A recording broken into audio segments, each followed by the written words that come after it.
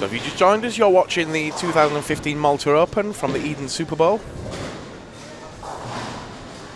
The final squad of qualifying.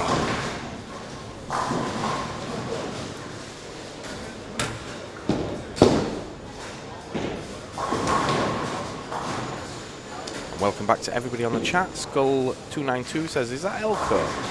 And any decent scores today?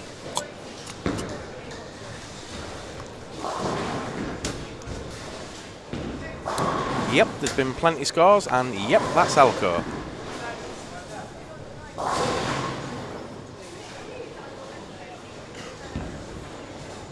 Having a little joke with Elko earlier. Said, Elko, the 90s have been calling you. They want the haircut back.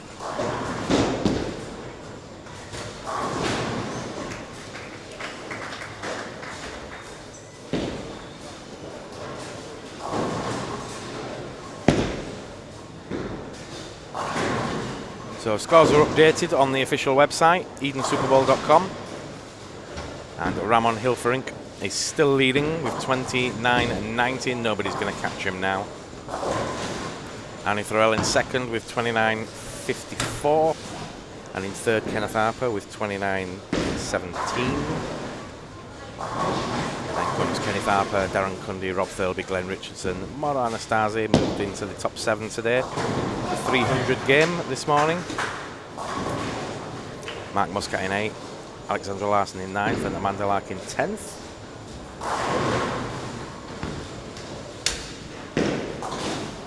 Just 2 players, Danny Lally and Maurizio Ricca, to complete their 12 game totals.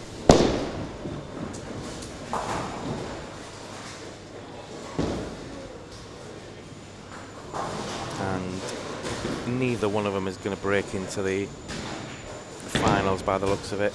Maurizio Ricca on the 196 average has got an outside chance, but he's going to have to shoot some big games in his block. And Daniel Alley on 174 average. Nigh on impossible, really, unless he goes 900, 900.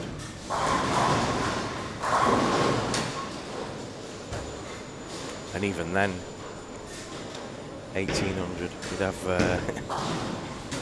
28.45, would put him in 7th.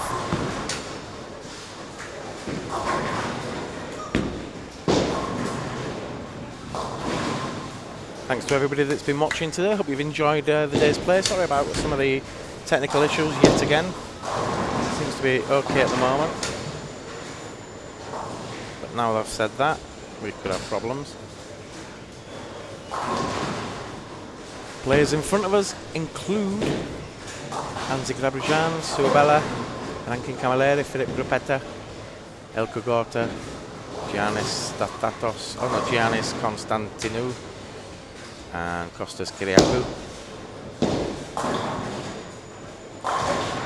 Fred asking if the scores carry over or they're back to 0 for the final. They are back to 0.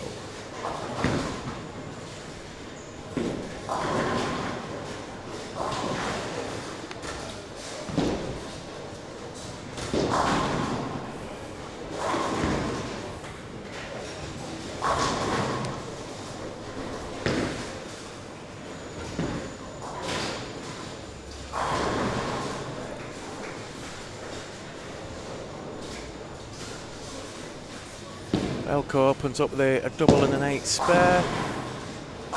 Filip Gruppetta with a double. Antoni Sayanu has dropped out. Sarah Schwereb, double 6-3. Looking further down the other side, nothing much yet. Keep your comments and chat coming in. Let us know where in the world you are. We know Fred Miller's in England. We know Skull is in Ireland. Is that you, Barry? Skull292.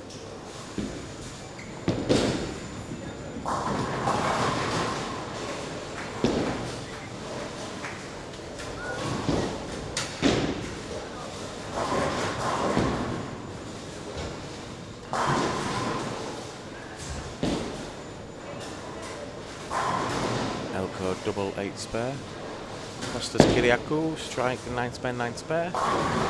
We've got Flavio Cuva going round the centre, doing super slow-mo videos for a video for YouTube. Hope to see that tomorrow. I'm sure Flavio will go and edit it up, stick a bit of cool music on, and it'll be one of the best videos of the year. And get monster hits.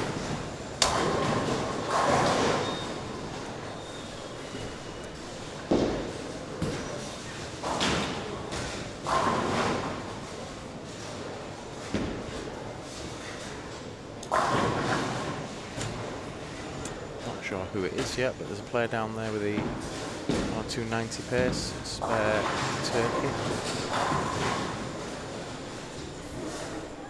Naf G says, what's the cut? The cut, my friend, at the moment is top 28, Matt Forsyth on a 227.5 average. So I thought it was going to be about 225, so it's actually gone up since we last looked. So Matt Forsyth is the bubble at the moment, is the number. Yanis Tathatos, just outside. Alex Christophe, who's had a 300, just outside. Suabella, who's on the lane, outside. Alejandro Reina, outside. And Ben Harvey, Andreas Christoforou, Rune Anderson, and Vagelis Kriznis has not gone back on, so he's either not bothering or he's going to have a go at Desperado. Costas Kyriakou's on the lanes, Elke Gorta still outside, and in this squad, Anzi Grabujan, Patrick Mika. I thought he'd had enough there to push himself in, so he's outside. And I don't think he's in the squad. I didn't see the name.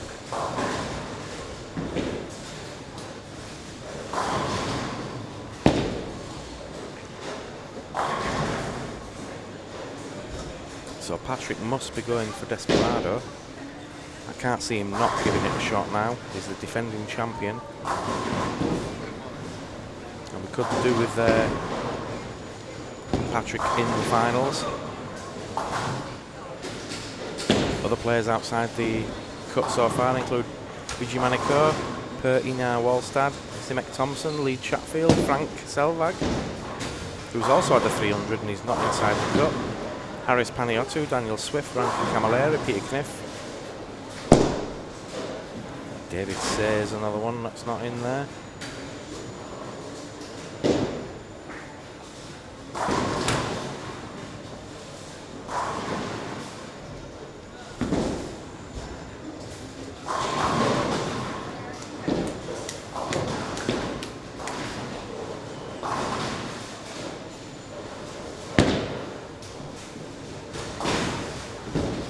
Up to about the halfway mark of the first game. Philip Van Sel's on the lanes.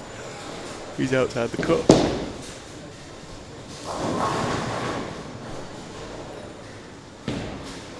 Spare Turkey for Philip Van Sel.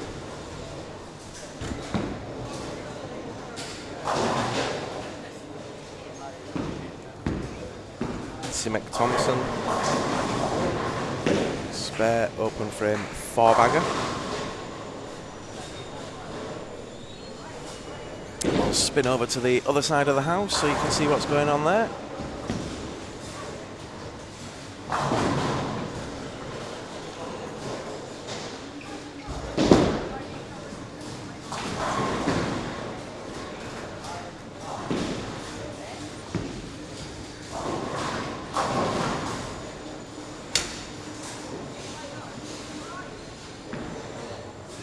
I managed to have a break in that last squad, as you probably all know. Was Marco showing the adverts to keep the sponsors happy? They've paid good money and the players have been taking it for the squad wins. We've given out €550 so far thanks to QubicaAMF. Another 50 for this one.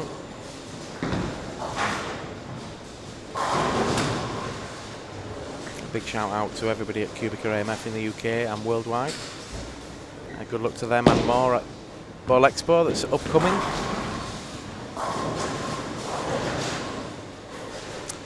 Fred on the chat says, when we get to play in the Olympics, who do you think would be the main man? And who sets the condition, format, etc., sanctioning? Quite a lot of jobs to be sorted. Do you mean as in which British players would be sending? Or do you just mean who's going to be the favourite? We kind of touched on this a couple of days ago about the Olympic question.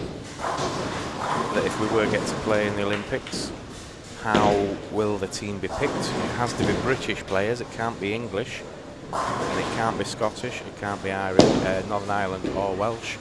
It has to be a British team. Now let's be honest, if we have a roll-off, the chances are it may well be English players that all go. But you've got to give the Scots, the Welsh and the Northern Irish and Jersey and all the rest of them, you've got to give them a fair crack of the whip. Anybody can win a qualifier.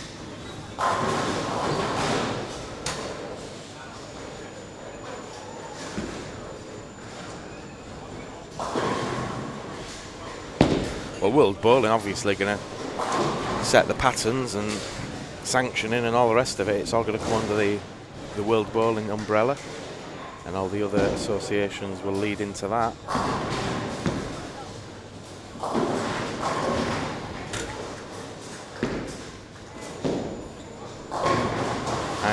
I wouldn't think the BTBA have thought too much about it yet.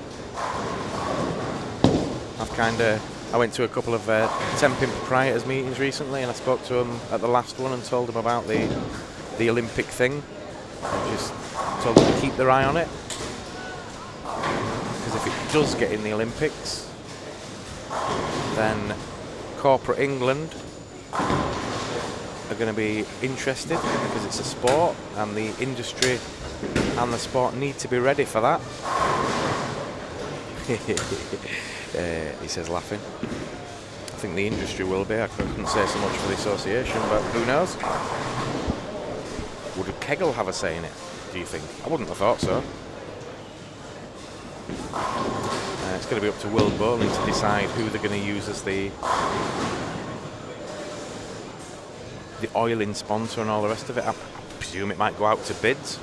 Kegel and Brunswick and whoever else will get a chance, maybe, I don't know.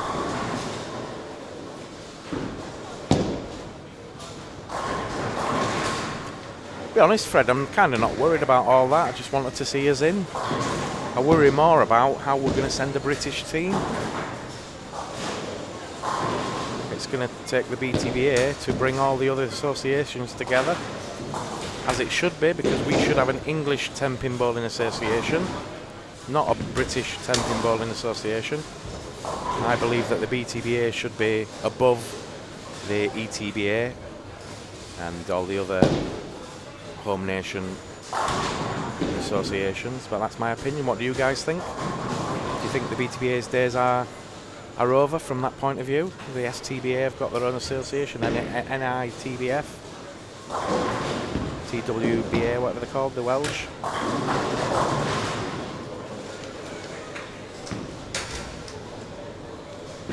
Ranking Camilleri with a double and four-bagger. What do you guys think out there about the British question and the Olympics? How would they select a team?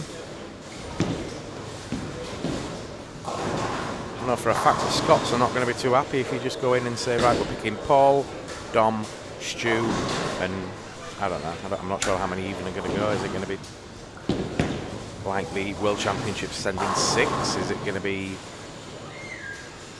2 and 2?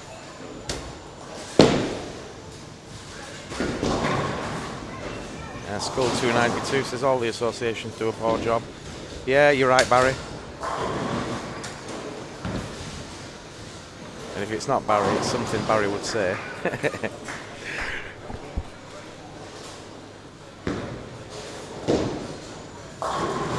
to be honest with you all out there, it's not an easy job to do at an association. You can't do right for doing wrong sometimes, and some maybe don't do anything. That's another story.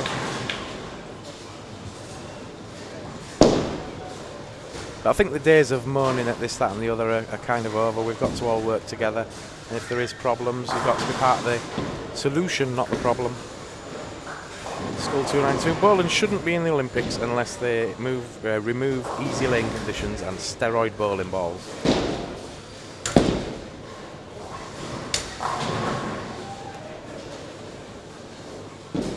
It may well be that an Olympic standard comes in for that particular event, and all the equipment has to adhere to that standard. But you've kind of got that with USBC sanctioning and World Bowling sanctioning and whatever. Let's face it, the sport can't agree, which is part of the problem. Everybody needs to start getting on the same page. Industry and sport need to work together. We've also got to look at the leisure industry. For England, for instance, if it does go to the Olympics, then are the centres going to be promoting that side of the sport to take advantage of it? And if so, are they going to be calling up Don Barrett and other people to be the face of that push? I think there should be standees, 6-foot standees of Don Barrett in most UK centres, and it should have a tagline that says something like, I started bowling in the junior league and now I'm a world champion.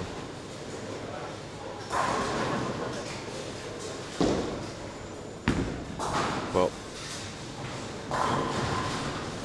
keep that one in mind, because that's another thing that I'm going to go to the proprietors with. I want to see them utilise what we've got, be it Dom, Stu, Kira, Verity. Let's make our stars known. Let's create some heroes. They already are, but let's get them out to the masses.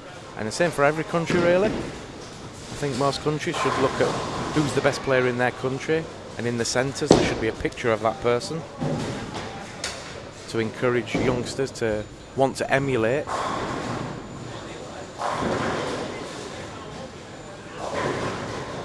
Yeah, Fred says, spot on, Dom. We all have to look at the way forward. It's the beauty of social media, though. Everybody's got an opinion now, and you know, most of them are valid. Everyone's got a right to say what they want to say.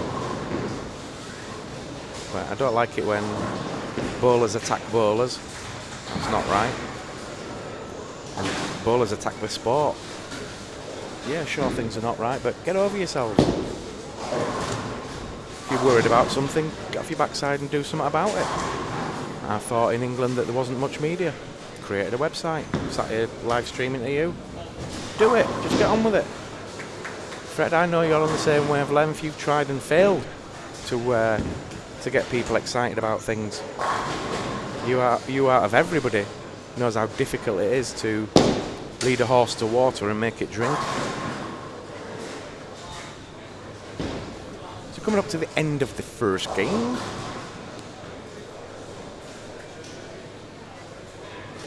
We should probably switch over to this camera to give everybody a fair crack of the whip.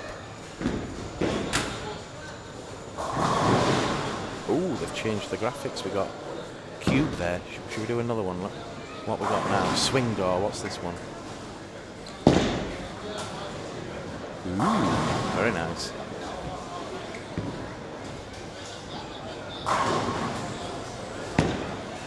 What swoop?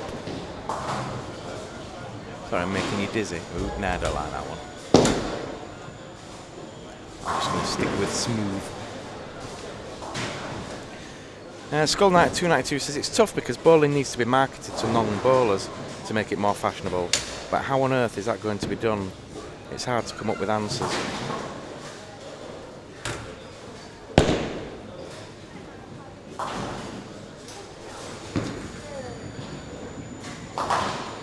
I think that's where it comes in.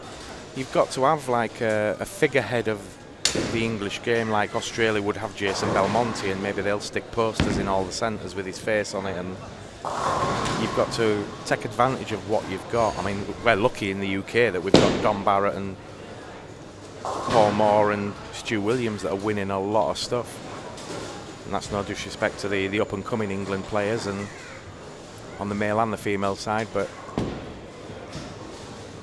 there's no argument when you say that Paul, Dom and Stu are the most famous bowlers in the country. Let's take advantage of that. Let's have some posters in centres, a standee, that kind of thing. Let's have a face of bowling.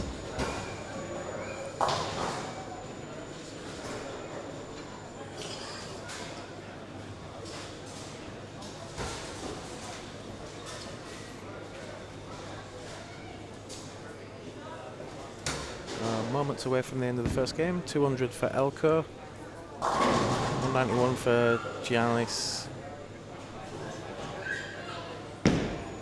Constantinou, ranking Camilleri, Uptown top ranking. We'll finish with a 234 if he spare strikes. What do you guys out there think? If you had a shot at changing all this, what would you do to, what are your ideas to kind of lead in to make it more fashionable? It is fairly fashionable when you think about the things that you're going to do on a Saturday night. If you were picking 5 things, and then you go cinema, restaurant, a few drinks, bowling, ice skating maybe. I would say bowling is in the top 3 social things to do.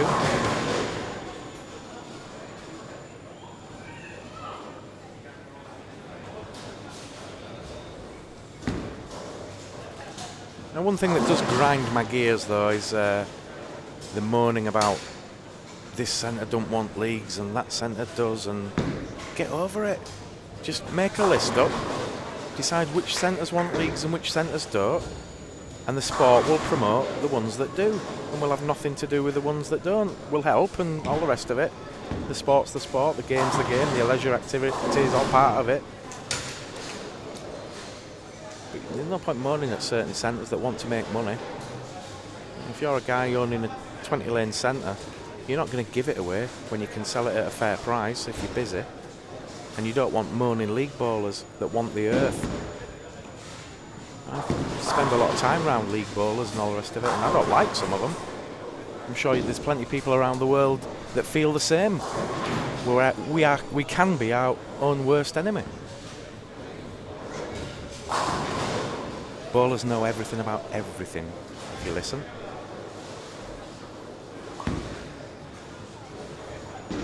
Skull says, yeah, true, Saturday night bowling is for drinking and leisure, very different from sport bowling. Yeah, of course. But that's where it starts, you know. You go out on a Saturday night with your mates, you go a few times a week, it turns into 12 times a year, and then you think, well, I quite like this, I'm going to get myself a ball. And then they're still social bowlers for a long time. And then they think, I might join a league, or they're encouraged to, or I'd like to see more league bowlers in centres helping social bowlers. If they see somebody having a problem, they could quite happily go down and say, I noticed you were throwing it in the gutter and stuff, would you like a little bit of advice? And if they do, they'll take it. If they don't, they won't.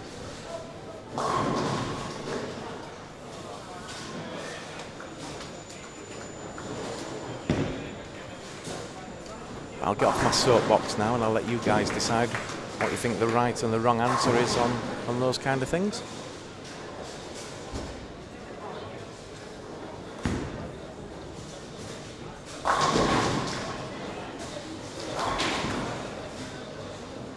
.237 for Philip Gruppetta.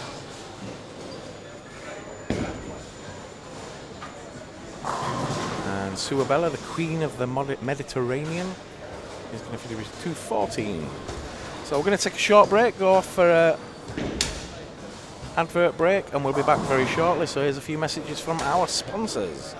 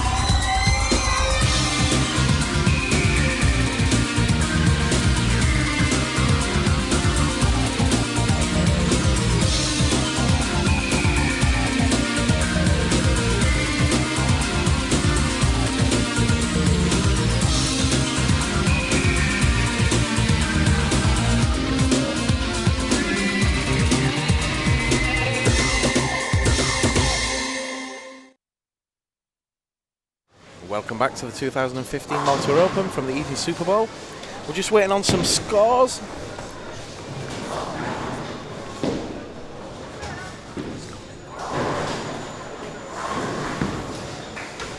Yeah, question for you guys out there. You've seen the virtual studio this week. What do you think of it? Is it coming across okay?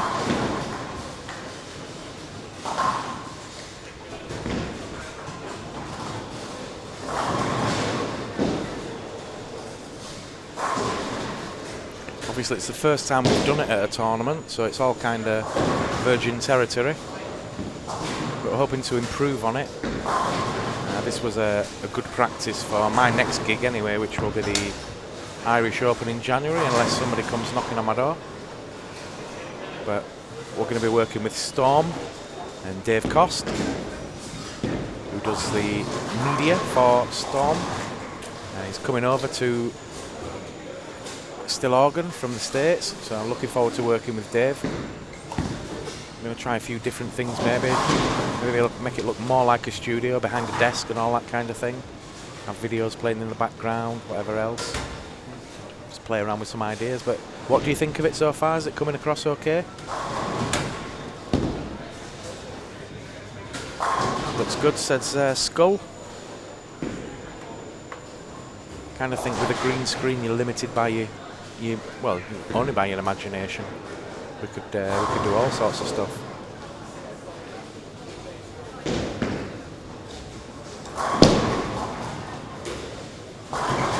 I mean, a cheaper way of doing it probably would be just to put up a poster and interview against a sponsor poster, but then you don't get the movement and the feeling of a virtual studio, a little bit like Sky.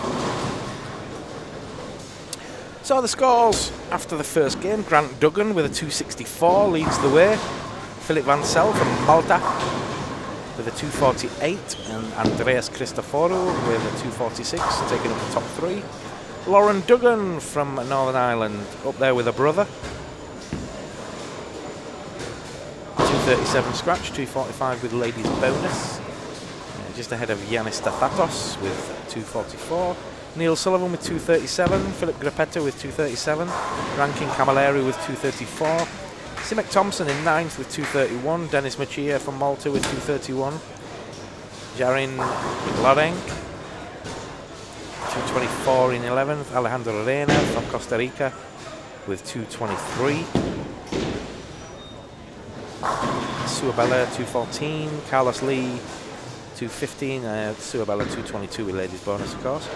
Mike Muscat 214, Maurizio Ricca 212, John Skogmore 211, Julius Emil Hopker 207, Peter Kniff 207, Kostas Kyriakou 205, Elko Gorta 200, Anzik Zabrijan 194, Lee Cocker 192, Alex Christopher 192, Nick Chrysoshus 191, Giannis Konstantinou 191, Sarah Schwireb 190, Brune Anderson 177, Loisa Stavro 175, and Daniel Swift 149.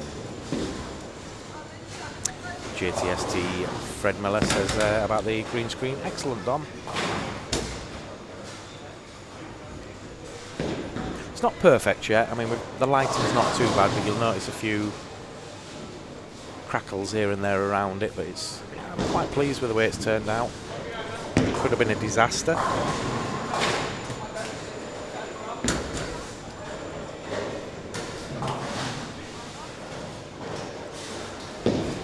But hopefully during the finals tomorrow it will come into its own when we pull a few more people in and get interviews after each block. I also want to try something else with it. You know, on Sky Sports where they've got the footballers and they turn round and walk towards the camera and then it puts the graphics up.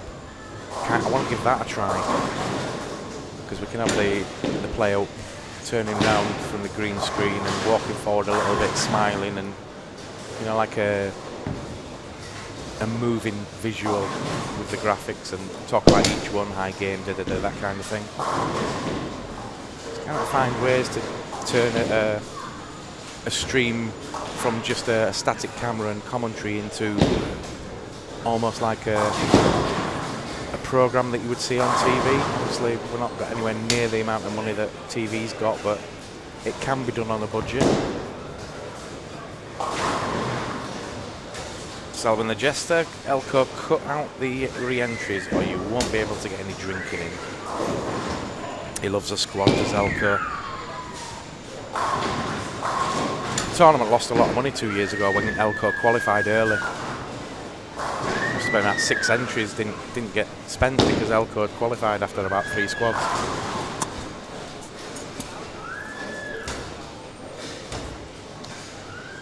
He does love to bowl, does Elko. You're right there.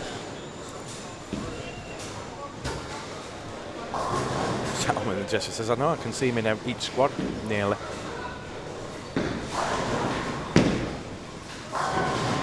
Gone front 5 though. How cool would that be if Elko bowls a 300 on the live stream?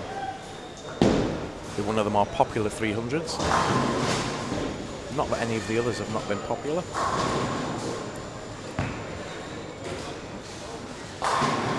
Score 292 says Twitch. Check it out if you get some spare time. Seriously, Dom, it's become really popular. We may get quite a lot of new viewers interested in bowling. Twitch, you say? I'll have a look at that.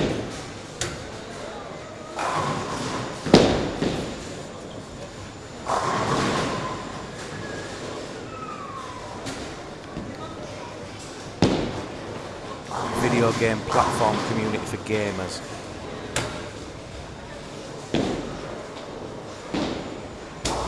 How would we get bowling on that though?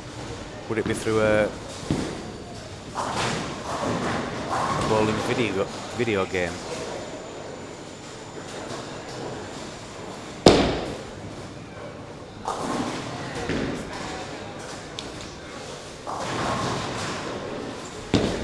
Yeah, I know the online gaming and the filming of it now, and very popular worldwide. People sitting watching other people gaming.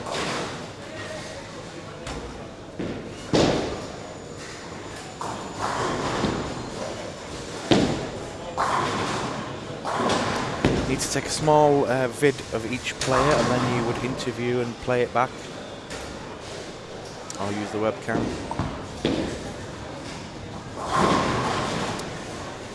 Yeah, the only thing is we're going to need the full team here tomorrow to do stuff like that, but yeah, if somebody gets some video of the player actually playing and then we put that on the background behind the player, so that while we're interviewing the player we've got them in action behind. It's all something I thought of doing, but we've kept it simple, just obviously to have the sponsor names up there and stuff, and have like a virtual studio to start with, but all great ideas that we would like to do.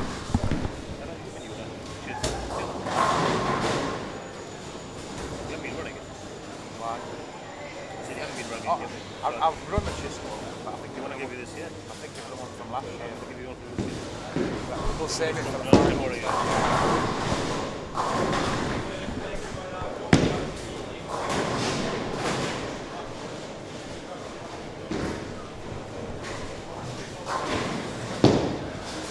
So it's really interactive, so the host, you would be chatting with the fans and you can still give commentary. It's kind of similar to this.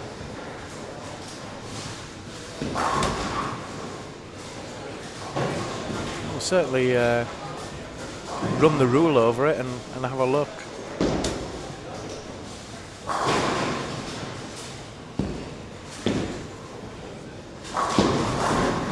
I actually think if we can get the quality good enough, then we could produce, you know, near TV production stuff and sell it to, well, not sell it, or use it on community TV. I mean, they're obviously looking for content.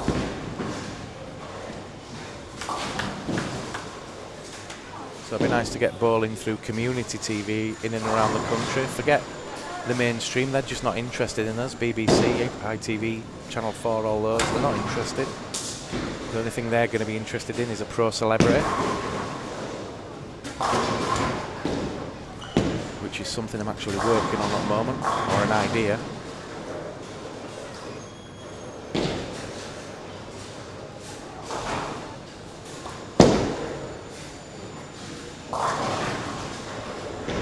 None of these Big Brother and C-listers and Z-listers, though. I'll be looking at proper big stars. I think the hook is to get the right charity involved, and you know what celebrities are like, they'll do anything to be seen to be helping. That might be the way to get Don Barrett and David Beckham together in a shootout. Fred says, you should do a vid of yourself on green screen for your intro. You deserve some credit for what you do. Do you know I've got a face for radio? I don't want to be famous. I'll do this talking like because nobody else will do it. I'd love somebody to come forward and say, yeah, I'll do that, Dom, you do technical stuff. I'll sit back and I'll play with my ideas and get somebody else to do all that, but needs must at the minute. You kind of got to show people what's possible, and then we have had a few guest commentators this week, and a lot of them have never done it before, some are better than others. It's not hard, you just sit talking to each other.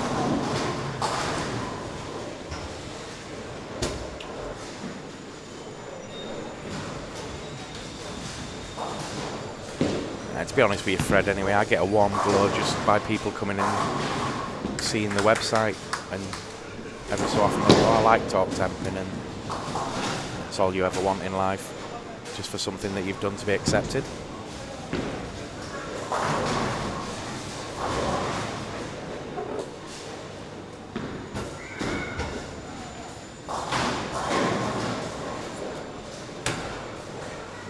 I'm not sure how the commentary is coming across for you guys. I don't think I'm the world's best, but I'll talk for England for a few hours until I get tired. Should we talk about the bowling for a bit? Peter Kniff's on front 5. Costas Kiriaku's on front 5. No, it's not Costas, it's... is it Harris? Oh, it's Carlos. Carlos Lee. But he's blinked. Left a single pin, but Pete Kniff's on front 5.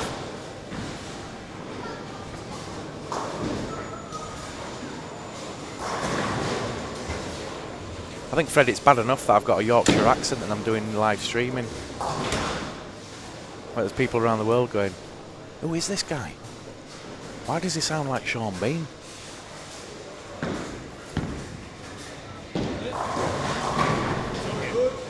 Ah, cool.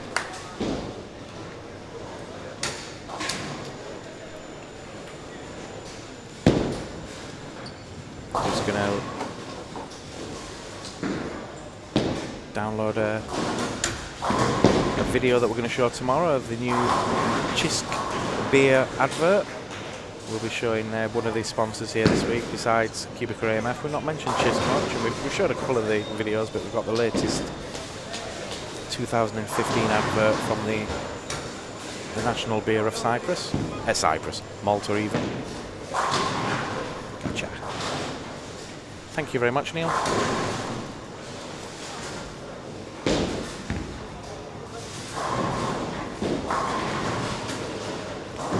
Fred says it's good to see people's expressions when on camera. We were going to do picture-in-picture so that you could see the commentary team and stuff like that, but you've not come to watch us, you've come to watch the bowling. It just so happens that we like to treat our streams as a, well, I do in particular, like to treat it as a radio show. There's nothing worse than watching bowling for 3 hours. You're not going to sit there and watch it. You're probably going to turn up the volume, leave it on the screen, and then when something exciting happens, you rush over to the laptop or TV and have a look what's going on.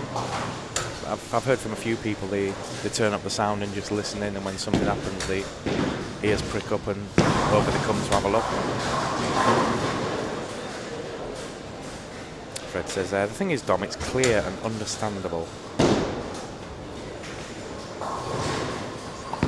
Thanks for that, Fred. I appreciate it. You do aim to please at this game.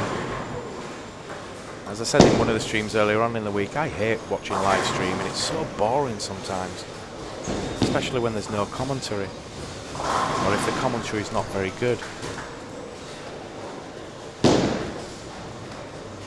a fine line between what one person thinks is good and what another is. I don't get too technical because I don't know enough about the sport anymore. Might know plenty of players and I can give you some background on them and stuff, but I can't tell you about pin up, pin down, and which ball somebody's playing with. They all look the same to me now, they're just different coloured. I look at them, right, I don't even know what brand they are most of the time.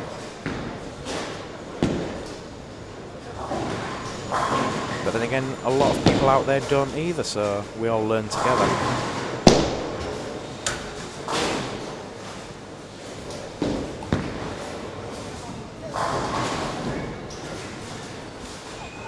An example yesterday, we had a young guy, well, it's like the older guy that's just got into bowling. His high game's only a 210 and he wanted to learn how to hook it, and luckily we had Flavio doing the slow-mo videos yesterday. So what better way to learn how to hook it than to watch a slow-mo release of a lot of different players. You could see exactly which way to do it. Some hold it on the side, some come right down the bottom, some loft it, some are very smooth.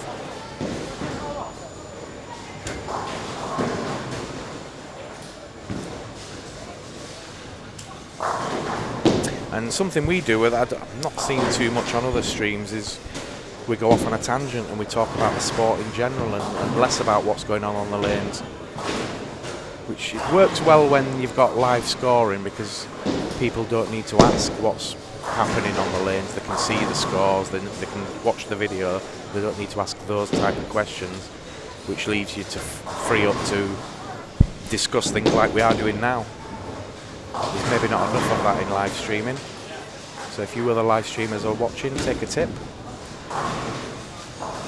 Try and make your shows a lot more informative, like a magazine show, less like a webcam and there he got a strike and he got one too, and I think he may get one as well.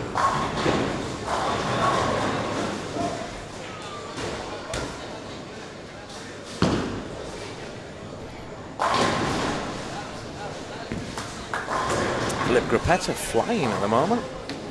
9 miss, but then came back with 4 bagger, 9 spare, 3 in a row.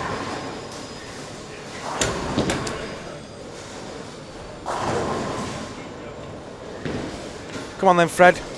Post us a question for the next half an hour. Let's have a discussion about something else. What should we talk about?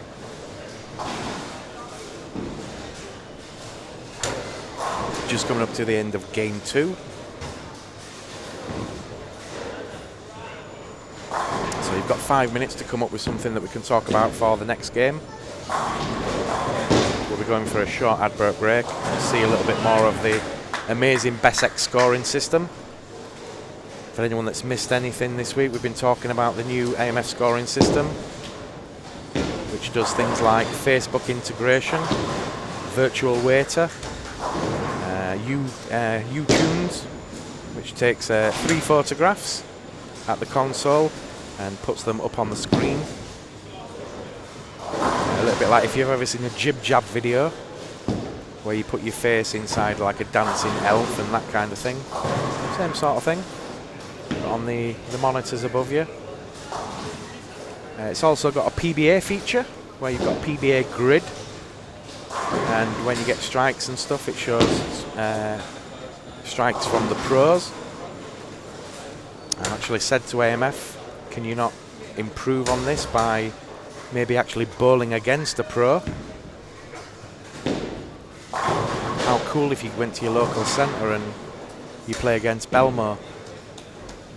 Obviously there'd be a way of doing it. If Belmo just bowls, I don't know, 100 shots and they videoed them, and then like a computer works out your level of play and builds the pros game in relation to that. So if you're the 220 average, the pro's going to bowl something around that. Or if you're a 115 average, the pro would bowl something around that. And then when it goes up to Facebook, it would say, I just bowled at Eden Super Bowl and beat Jason Belmonte.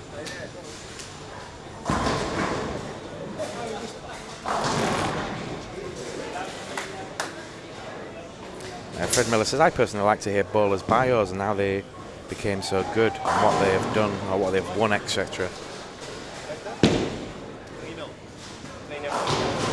Yeah, you're right there, Fred. I mean, if I were doing my job properly and it was easy to do, you would give out a sheet, which we actually did in the World Singles. We got all or as many as possible to fill in a bio sheet, which then gave us information on stream to talk about. So if we mentioned John Chu, for instance, or whatever, we'd know what high game he'd had and where he bowls and what he did for a living, and a bit of a background to the player, like you say.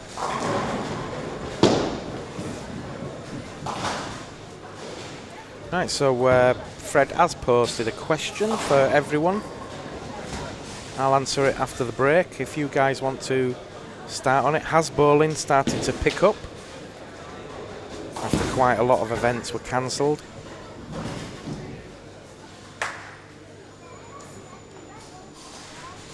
Has bowling started to pick up after quite a lot of events were cancelled? So we're going to go for a quick advert. I'm going to go see Bess X and we'll look at the Facebook integration.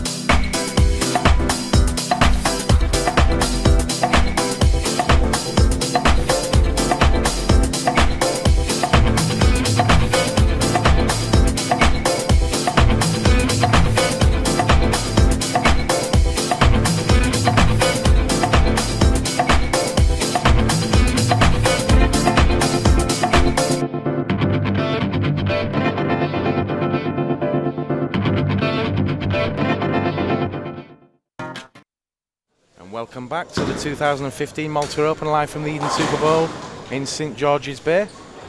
We're actually come back a little bit too soon. We're still waiting on one pair up there.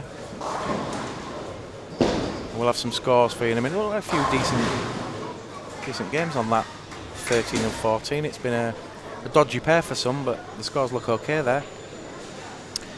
Mauro Bowler, who's on a high, Dom? We'll let you know in a moment as soon as we get the scores after 2. So in answer to Fred's question, as bowling started to pick up after quite a few events were cancelled, there seems to be a lot of tournaments. I mean, we get a lot of entry forms through and it seems to be busy and there's a lot of clashes that people moan about, but there seems to be plenty of tournaments. I don't think there's enough 5-man. I'd love to see a lot more 5-man tournament. I'm getting pretty sick of singles, and this is what it is. But I'd like to see more team events. I think that's where we've gone wrong in the last 10 years. That's one of the reasons why centres don't really want bowlers, because if you're only going to take 60 bowlers, and where's the money there? If you've got like Chatters, Lee Chatfield's got a tournament coming up in Tolworth, a team event. He's got 160 bowlers. Did you say 26 5-man teams? Now you go to a centre and say, right, I've got 160 bowlers coming in, do me a deal. They're going to do you a deal. You say I've got 60 bowlers, you're not going to get a good deal, are you? You've got 300 bowlers, going to get a better deal. Let's get 5-man back, 6s, all that kind of stuff. Let's have the camaraderie again, and the fact that you don't have to bowl well in every squad because you're bowling as a team, and if you have one bad game, everybody rallies round you, and then you play well and somebody's not bowling so well. That's what I grew up on. I don't know about you guys. Leagues and stuff, yeah, it's all well and good, but we've not got no 5-man leagues anymore, apart from the travelling ones, which seems to be growing. They are trying to get like a national league in the UK and bring all the travelling leagues together with a little bit of a final and maybe maybe a European version. Who's the best team in Europe? There's a question for you. If you had to say who is the best team in Europe, and I think I know what you're all going to say, but we'll see what you do say. So scores after 2 games while you'll decide who the best team in Europe is. Filip Grupeto is now leading with a 247 average, 495, followed by Anzi Grabjan from Slovenia with 472, tied with Yarin Lawrence. In 4th place, Mark Muscat with a 234 average, 469, just 3 pins ahead of Giannis Tathatos from Greece with 466. 2 players on 455, and both Maltese, Denis Machia and Rankin Camilleri. In 8th place, Peter Kniff with 227 average, 454, and Carlos Lee from Mexico, Arriba with 447. In 10, the Queen of the Mediterranean, Sue Abella with 430. Neil Sullivan in 11th. Grant Duggan in 12th. Grant was leading it after the first game. He's gone from 1st to 12th. Giannis Constantinou in 13th. Philip Vansel in 14th. Andreas Christoforou in 15th. Kostas Kyriakou in 16th. Elko Gorto in 17th. Julius Emil Hopka in 18th. And Simic Thompson in 19th. Then Alex Christophe, Maurizio Ricca, Lee Cocker, John Skogmo, Loisa Stavru, Lauren Duggan, Sara Schwireb, Alejandro Reina, Nick Chrysotius, Rune Anderson, Daniel Swift, bringing up the rear at the moment.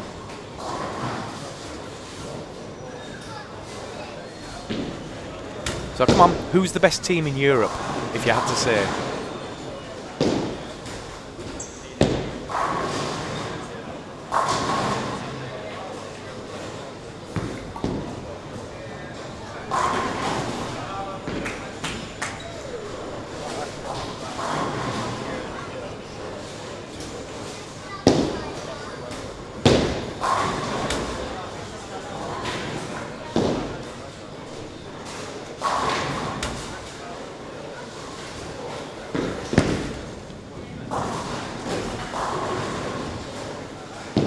Nobody know who the best team in Europe is?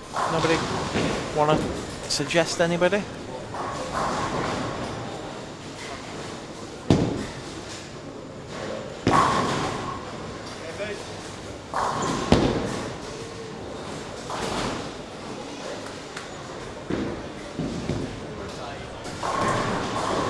Huh?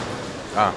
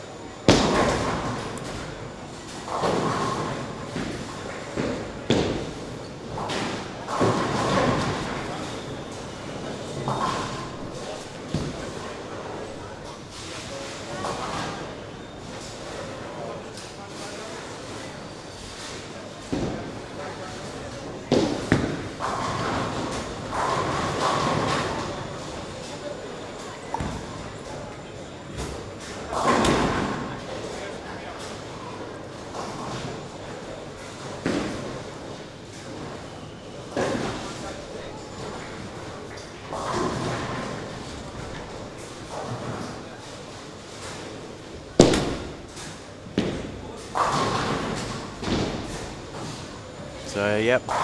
Fred says Navigators. Skull says Sweden or Finland. Come on, the answer's Pergamon, isn't it? If we were all honest. Pergamon's probably the best team in Europe. Or are they? 'Cause we don't know. When was the last time we had a big, massive Paris 5s type tournament where all the best teams were there? Not just teams that wanted to enter, the best teams. There's going to be Finns in there, isn't there? There's going to be Swedes in there. There's going to be Germans in there. English, French, Cypriot, Greek. Who else? Dutch. Now that's a show that you could put on TV, or you could do a really good live stream. I had a crazy idea. I think I mentioned it yesterday. Loudmouth. You know those crazy pants, crazy trousers?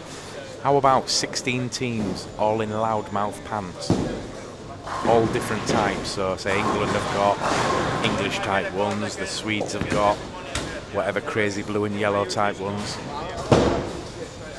It'd be a carnival of colour, and something that Loudmouth would be quite happy about. They would probably send you 100 pairs of pants or more just to have their product being advertised all over Europe. Tell me that's not a good idea. Come on, tell me.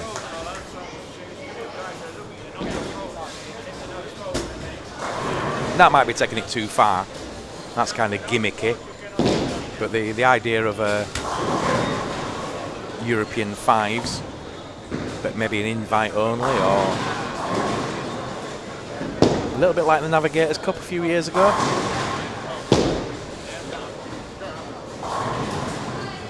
Team players where it's at, boys and girls. Singles is all well and good, and there's plenty of it, but it's getting tired in some aspects. There's probably too much singles and not enough emphasis on team play.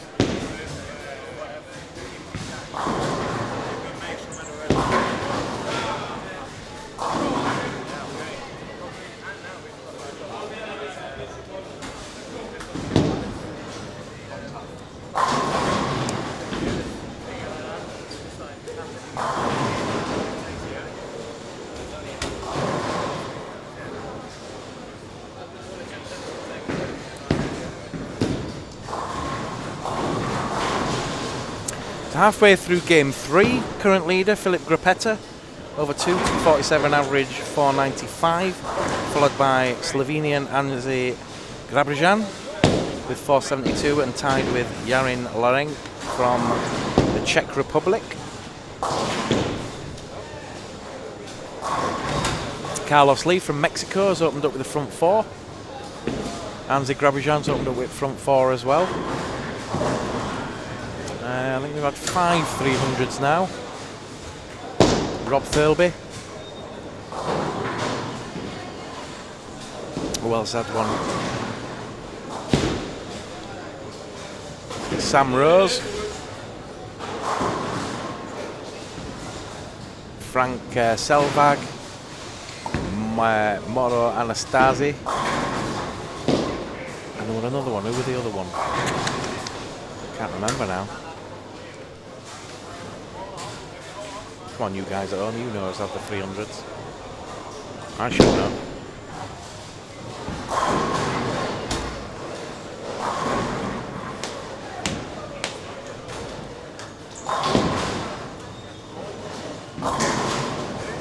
Alex Christopher, wasn't it?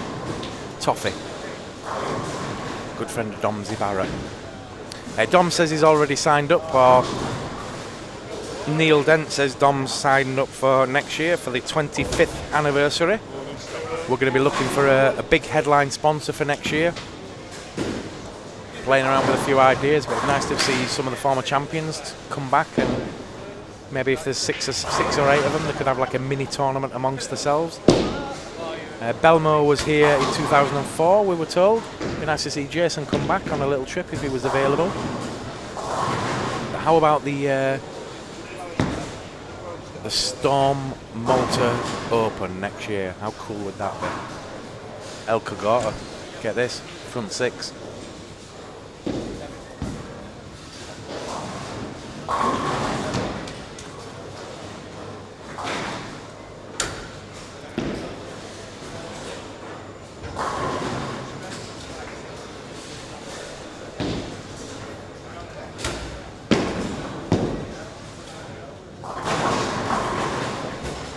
Looking down the lanes to see if there's any other big scores coming in. Carlos Lee, after his front four, leaves a single pin and picks up the spare. Denis Machir opens up with front four and then a 9. Anzi after the front four. Anzi Grabujan from Slovenia, front four and then a 9 spare. Skull 292 says, need Timmy Mack there. Love Timmy.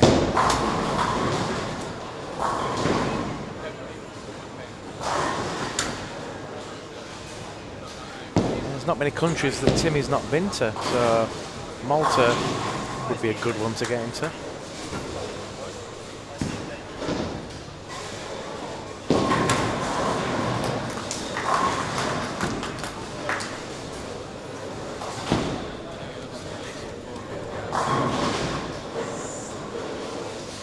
PDW. Would PDW hack it?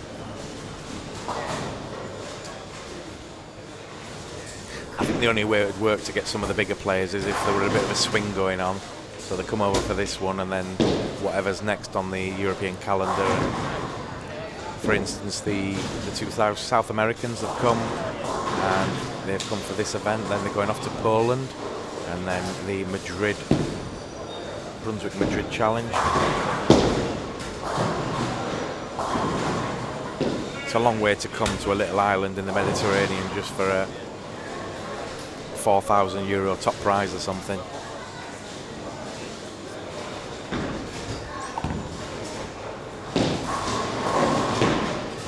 But they could come for a holiday.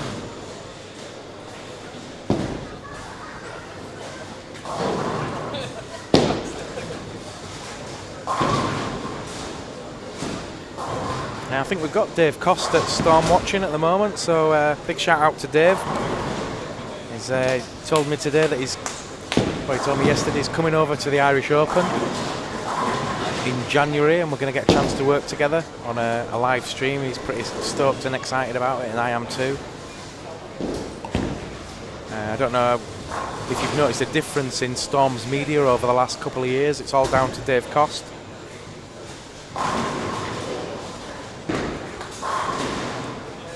He's doing a fantastic job making sure bowlers are aware of what's going on with the products. And he's a good enough guy to give you more than just that. It's not all about the products. He's quite happy to post other things on the Storm website of interest. We've shared a lot of news and media this year as part of a partnership. It's a pleasure to have Storm on board on Talk Temping. The #1 bowling company, well, the #1 ball company in the world. We discussed this yesterday as well. I think the first Storm ball was out around about, what was it, 96? 97 maybe? A little company, kind of came from nowhere, and the big boys were always the more dominant, Brunswick and Ebonite and Columbia and AMF at the time. And there was this little company of Storm. And then all of a sudden, boom, everybody's got a Storm ball. I think Reactive had a lot to do with it, and the Reactive era. Some of the early Storm balls were very high scoring compared to other balls on the market. It just shows you what a little company can do. And from what I can understand, they've not really changed in the way that they actually operate. They're very family orientated, and I think it's one of them. If you get a job for Storm, the only time you leave it is in a box. Or the only time you want to leave it is in a box. There's not many jobs you get in life that you enjoy doing, and I get the impression a lot of the staff there just love being a part of it, and it would break their heart to not be. And to be fair, the same with Brunswick. I've met a lot of Brunswick staffers and the Brunswick family when I did the Brunswick Euro, not Brunswick Euro, the Brunswick Italia Challenge, and stuff. I got to spend a bit of time with Pat Mitchell and some of the other guys, Rick Cruz, and they're the same sort of thing. Very team orientated. El Cogotto on a 2:79 pace.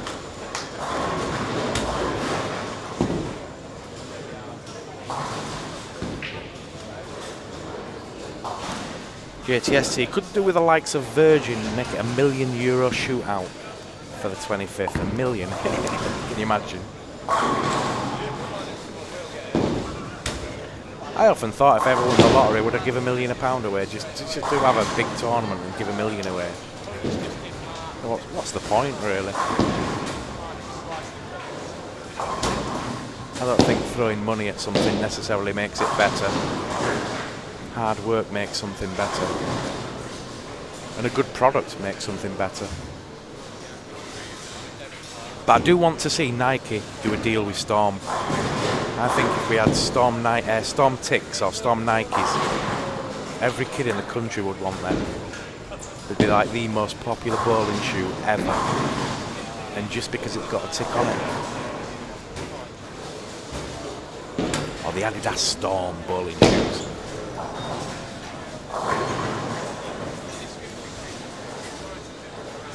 Power of partnership, as QubicaAMF would say. I don't see how a deal like that isn't possible. Bowling is a massive market. Nike, they've not got any interest in it at the moment. The best way to get an interest is to partner up with somebody that's already strong within the industry. And what better than Storm and Nike teaming up? And then if you put a tick on a bowling ball, oh man! Talk about a top-selling ball. What do you guys think? Carlos Lee on a 2:79 pace, front four, 9-spare turkey. Big Elko's on 2:79 still. Yeah, he's scoring it, lad. We'll come over to this side of the house so that you can see. We've been on that side for a little bit too long. Here we go. Carlos Lee there from Mexico in the white shirt and yellow pants. Banana pants. Doesn't speak a lot of English, which is about as much as I speak Spanish. ¿Cómo estás, Carlos? Muy bien. ¿Y tú?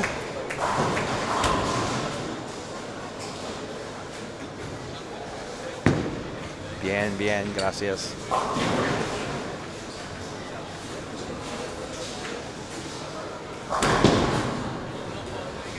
Nike bowling ball, that's what we're talking about, Fred. Nike bowling ball. The Storm Tick, or the Nike Storm. A simple black ball with a tick on it. And watch the sales go through the roof.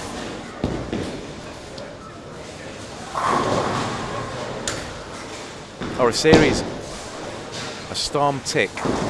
You could have like a white one, a blue one, a yellow one, and that'd be the range. All a black ball, one's got a yellow tick on it, one's got a blue tick, one's got a white tick.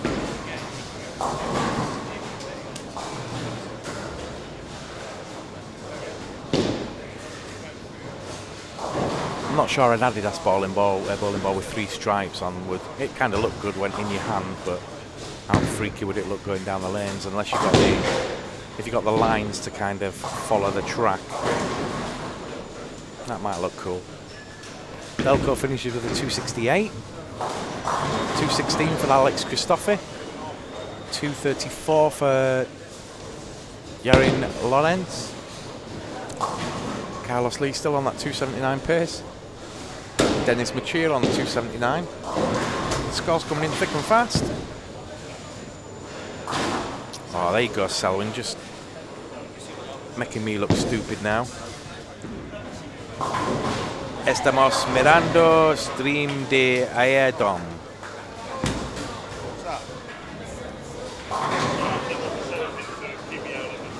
Nike bowling shirts, yep, endless, isn't it? And like I said, I don't think you need to go to Nike and say, you know, make all this equipment and introduce yourself to the market that way. I would say a partnership to start with. I mean, obviously Storm don't want Nike to enter the market and then blow Storm out of the water. That'd be ridiculous. And I don't think Nike would start making bowling balls anyway. They would go to somebody that makes them already. And we're better than Storm. They're kind of edgy enough a company to do that. Unabromadom. Is that Selwyn by any chance, the skull? Yes.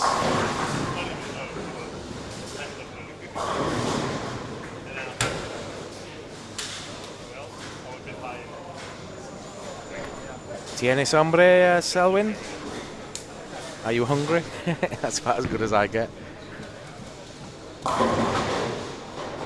Oh, Mr. Bien, did you sleep well?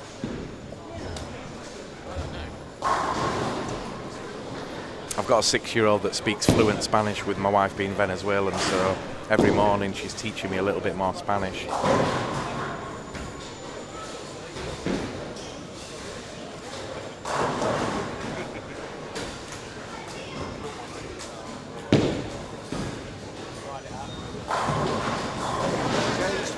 The Maltese youngster playing in the squad? I don't think so, not in this one.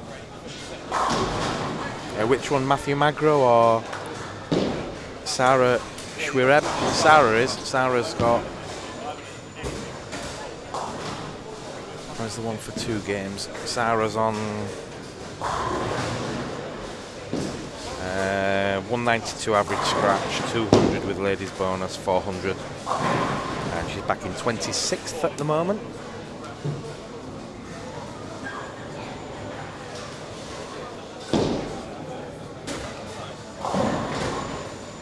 Are we watching the stream from yesterday, Dom? You mentioned that about your Spanish. Yesterday, yeah, I'm just kind of doing it again.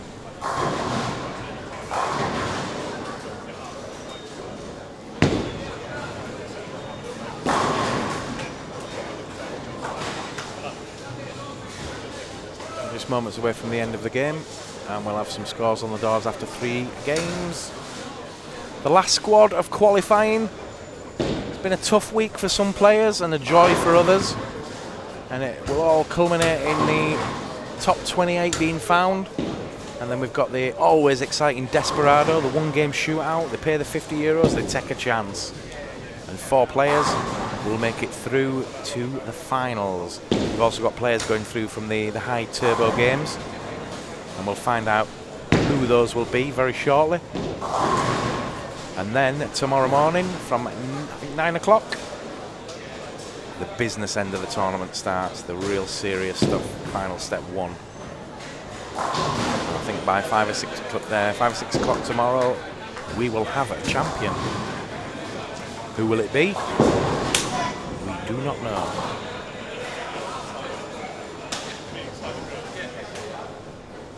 I've been tipping Ramon Hilferink all week, the Columbia staffer that trains at the Weber University. He's come 2nd for the last 2 years and he's leading qualifying. Oh, you're just picking best one, Dom, do you say? Oh, it's easy to pick the leader. I've seen it many times though, the guy that wins qualifying doesn't necessarily win the tournament. I've seen somebody average 250 before and go out. I've seen Tom Hess do that in Brunswick Euro.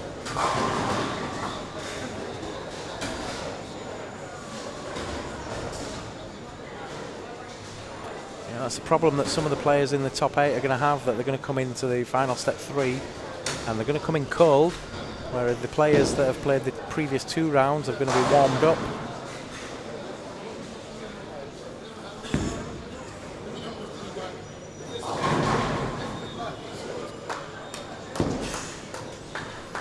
So that's it just about.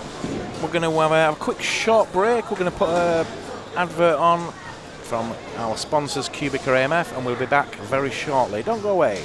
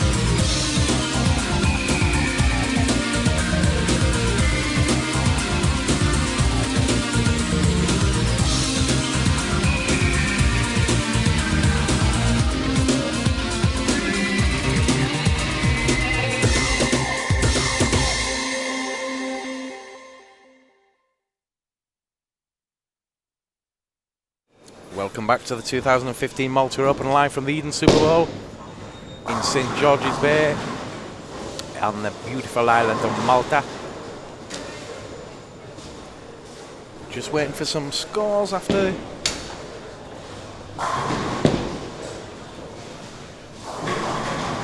the previous game. We'll get some idea of who's going to take this final squad and the QubicaAMF €50 squad prize. Thanks again to QubicaAMF for their kind support this week.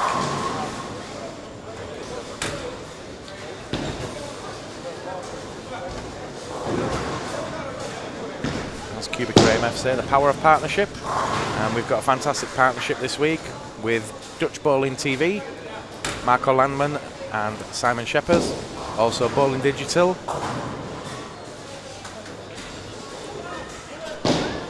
Herbert Bickle, Flavio Cuva and Biet Grawaila.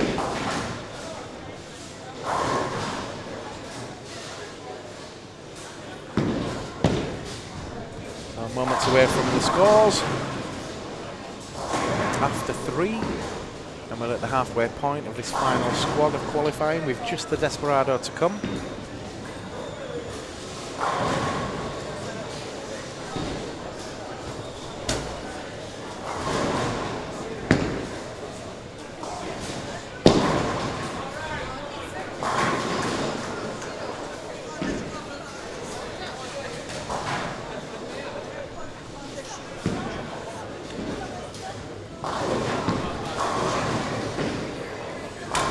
So 3 frames in, and the lanes in front of us. Carlos Lee from Mexico comes up with a 9-spade double.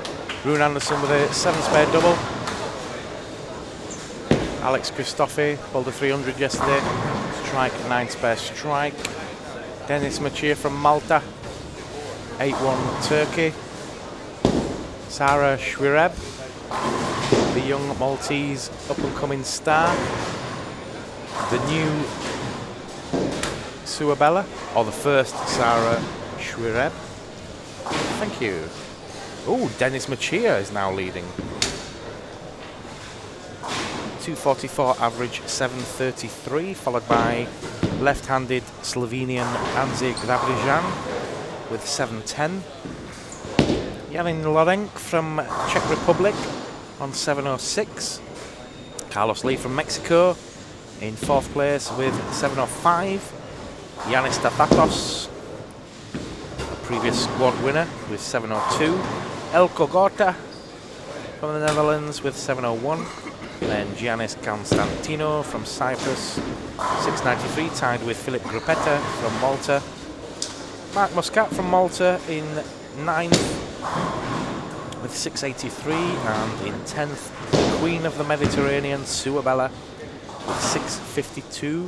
Scratch and 676 with ladies bonus, and then comes Lee Cocker, Grant Duggan, Philip Ansel, Maurizio Ricca, Alejandro Reina, Rankin Camilleri, Andreas Christoforou, Julius Emil Hocker, Alex Christophe and Kostas Kyriakou making up the top 20. Keep comments and chat coming in. We need a new subject to talk about, Fred. What should we talk about now?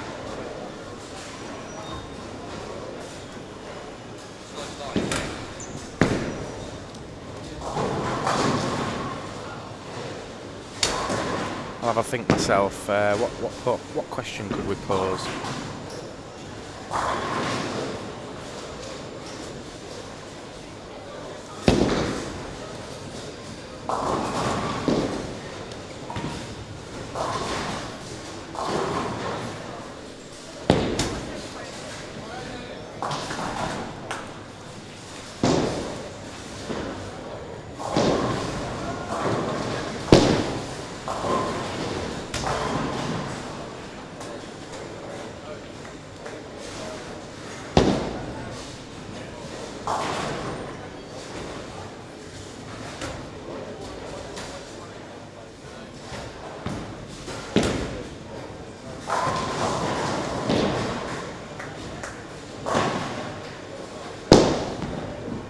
Wow, Fred, that's not a good story, is it?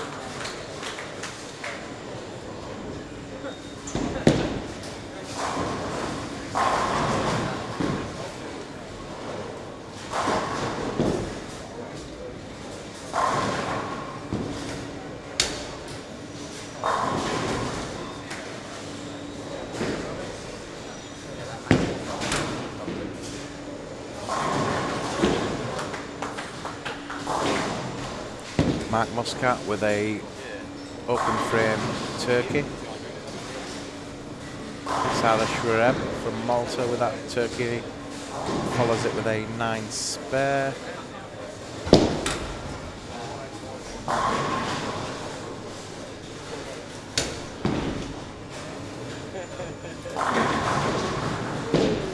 Who's that on the front 5 down there?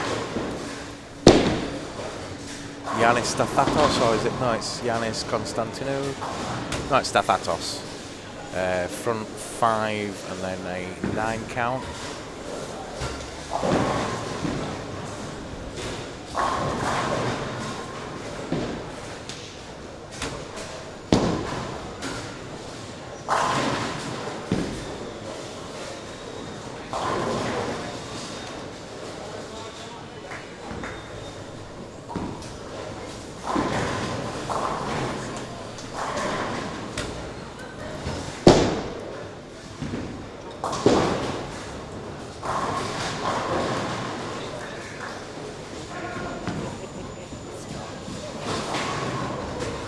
The current leader now, Denis Machia, with the bronze shirt on there.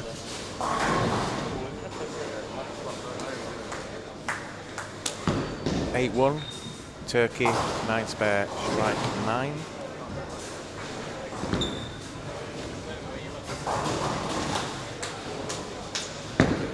Yeah, stick around today after the squad. There'll be a break and then we'll have the Desperado. And that's usually pretty mental. Yeah, having a Desperado whilst drinking Solitos. It's so wrong yet so right. I like these Solito bottles though, it's got a bottle opener on the bottom.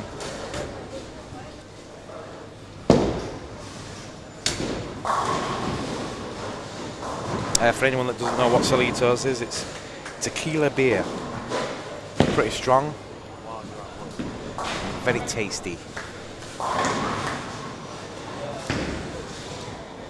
A few of them in the commentary would get a bit wild.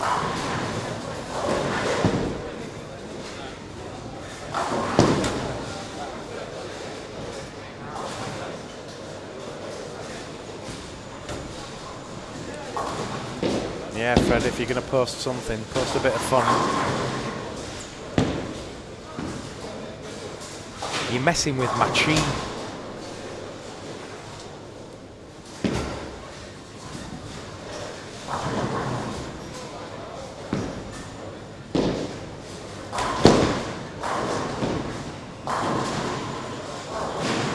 One or two of the players looking a little bit jaded. Yeah.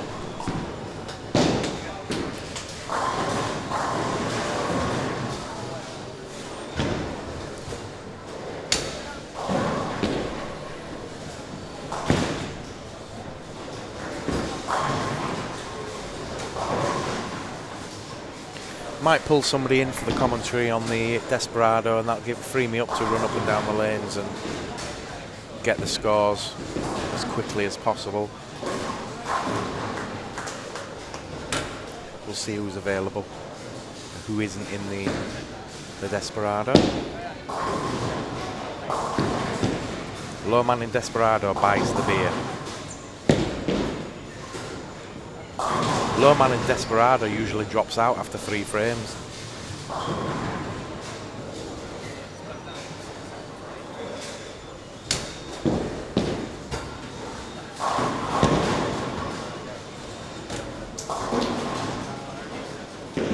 Kind of makes you laugh, Desperado, in a way, because the people that play the Desperado weren't good enough in the overall event, but they still feel they've got that game in them. I can still make it, I can still get in. One game. Well, hang on, you've just had 12 and not qualified. Thank you. But then again, everybody's got a big game in them sometimes, and it is a turkey shoot, Selwyn.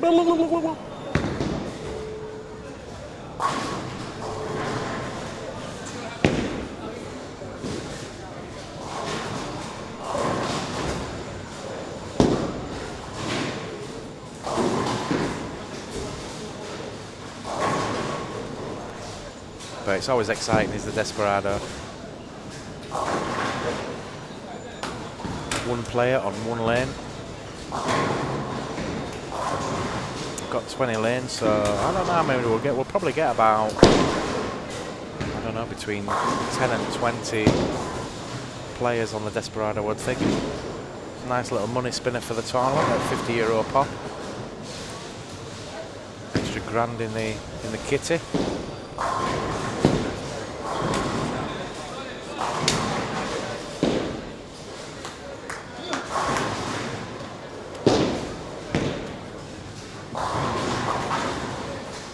So already just coming up to the end of this game, and Big Creders said, I'm sick of that advert for the Highway 66, so I think we'll dig in and we'll have a new advert. I was trying to save as many adverts as I can for the finals tomorrow, so that they all feel a little bit new. Let's have a look what we've got.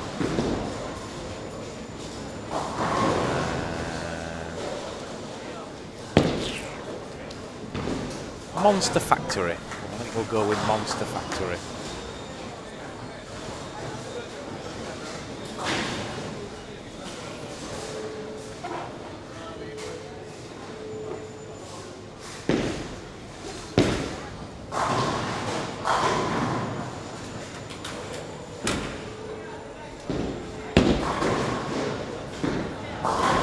We'll look for another advert we can use. How about Virtual Waiter? We haven't shown that one yet.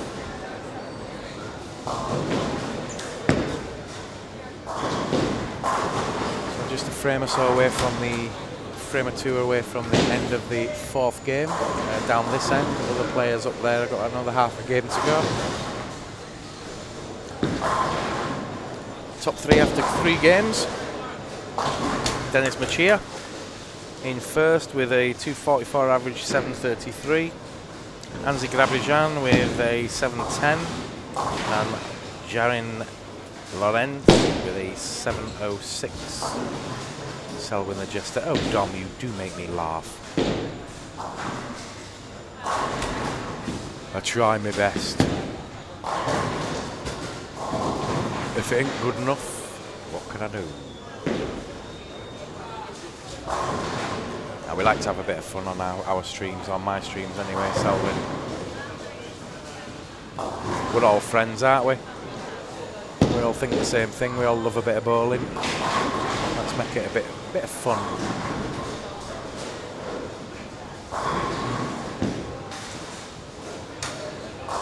I know I'm a northern monkey, but it's something I've got to live with.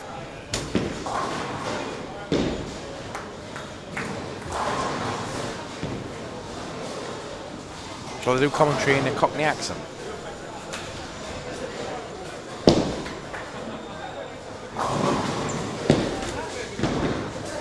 Why? Huh? I went out for a walk. Uh-huh. And I found 4 of them. Wow. Really? Yeah. Where? I walked 3 hours, 10 kilometers. At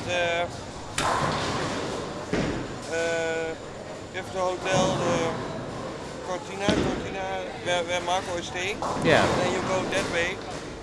I walked about 10 kilometers. And I found 4 of them. What, just lying on the floor? Different size. Oh, in the middle of nowhere. Wow. Richard Hendricks has just sat down with next to me and give me a bullet. He says, I've just been for a walk, 10 kilometres up the bay, and he's come back with 3 bullets. Used ones. That's proper weird.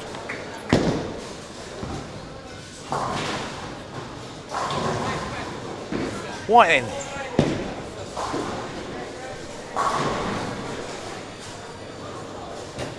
Neil Sullivan. Oh, right touch. So 5 in a row.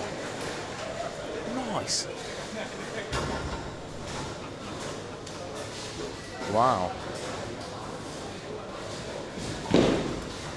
In the middle of nowhere. Like you do. You walk in the middle of nowhere and find 5 bullets. It was nice. Richie, don't go there again then.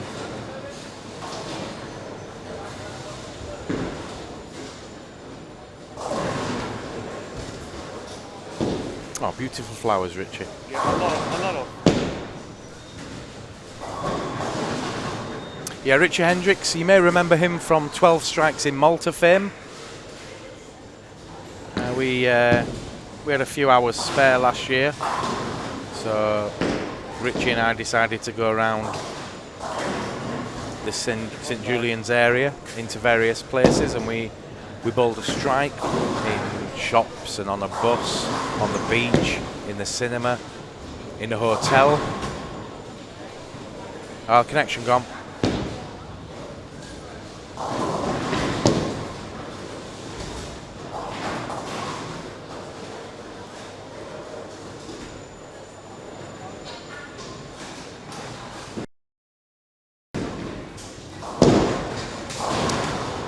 Right, we should be back from outer space.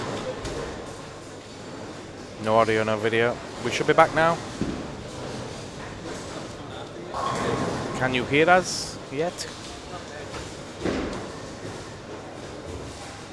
Hello? Hello? Can you hear us? Testing, testing. 1, 2, 1, 2, 2. Are we back? Thanks for the tip, boys. Stream's been quite good in this block. It had to drop out at some point. Okay, Mauro, we're back.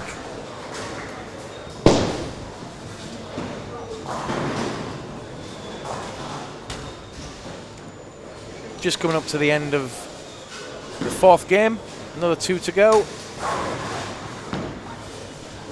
Then the 1 game turkey shoot. Desperado. Neil Sullivan going well in this one. Strike 7-2, 9 spare. And then 6 in a row. Ah, cool, Mauro. We're back. Yes, yes, yes. You know, I love my job sometimes. I get to come out to cool places like Malta and talk about bowling for 16 hours. But it's cool. Carlos Lee finishes with a 221. Muy bien.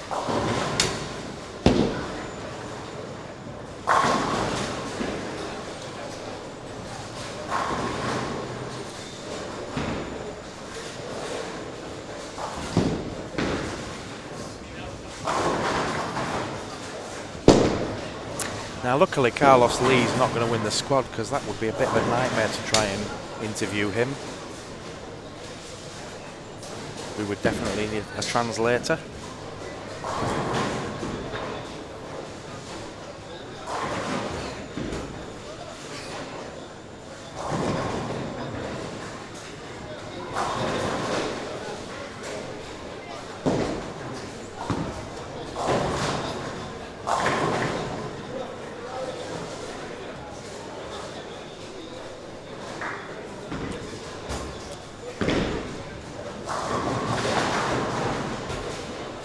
Like everybody down this side of the house is just about finished, so we'll probably stick the camera on the other side. Be rude to ignore the top side of the house. You see Kostas Kyriakou. The urban legend is he wrestles sharks. He's a fisherman.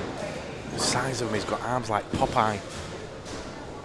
Looks like Ming Merciless, Ming the Merciless, but he's a gentle giant and a lovely guy. Pulls out a Limassol.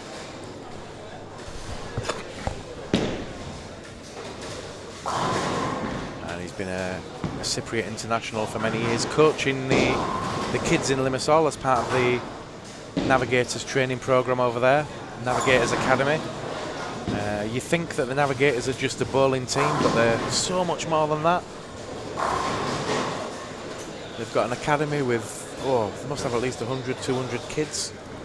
And they are training the next generation of Cypriot bowlers. They're giving back big time.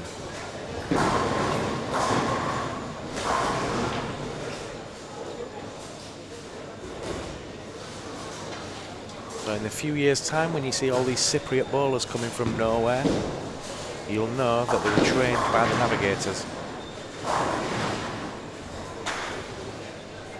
Strike from Neil Sullivan will give him a 237. And 842 by the looks of it.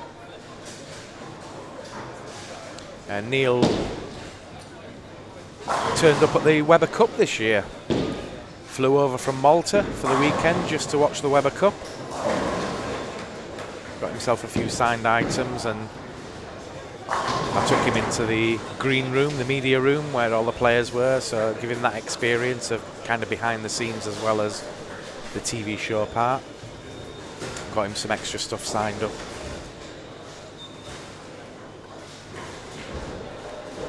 And he really enjoyed it. And about a week or two later, he went off to the World Cup, bowled a 300 on the same lanes as Chris Barnes. That's something that he'll always remember.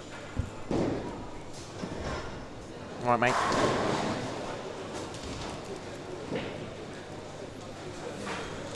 Practice makes perfect, or in Spanish, la práctica hace maestro del alumno. Selwyn, you're multi-talented, you, aren't you? You speak Spanish, English, and Turkey.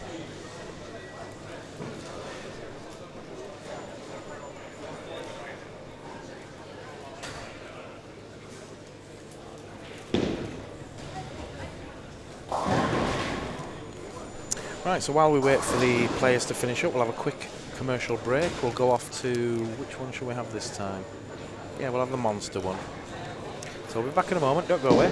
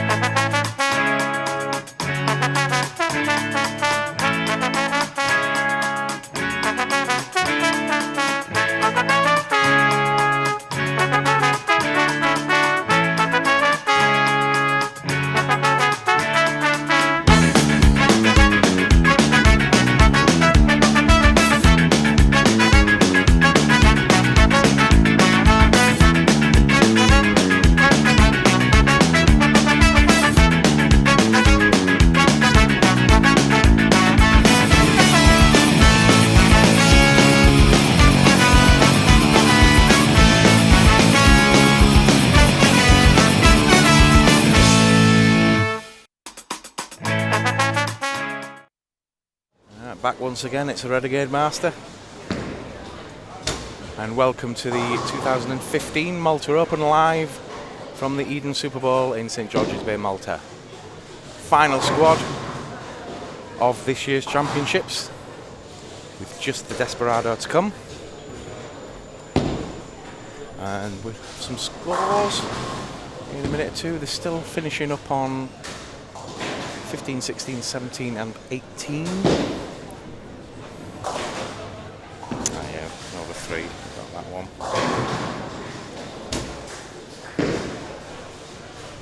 We need a new subject, Fred, for the next couple of games. What can we talk about?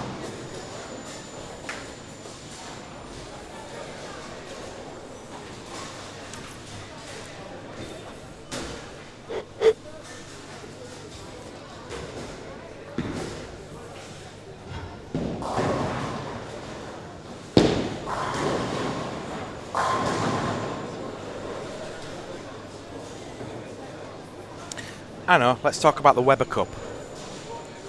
If you could make any changes to the teams, who would you put in?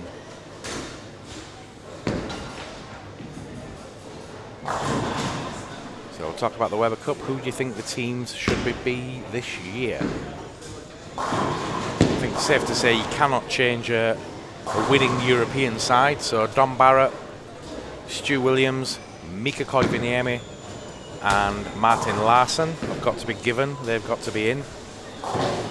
Unless any were not available, and If any were not available, who would you bring in? Would it be a return of Paul Moore? Would you give a player like Jesper Svensson or Thomas Larsson a chance? And for the Americans, Wes Malott, I like it, Malott, was the new player last year, replacing Mike Fagan. Connection again, oops.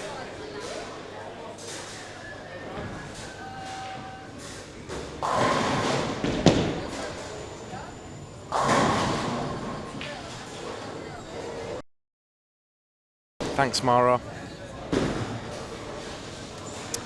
And we should be back again. Thanks, Mara, for that. Connection problem again. It was a good half hour since the last connection break, so it's not as bad as it was. It's a bit annoying, but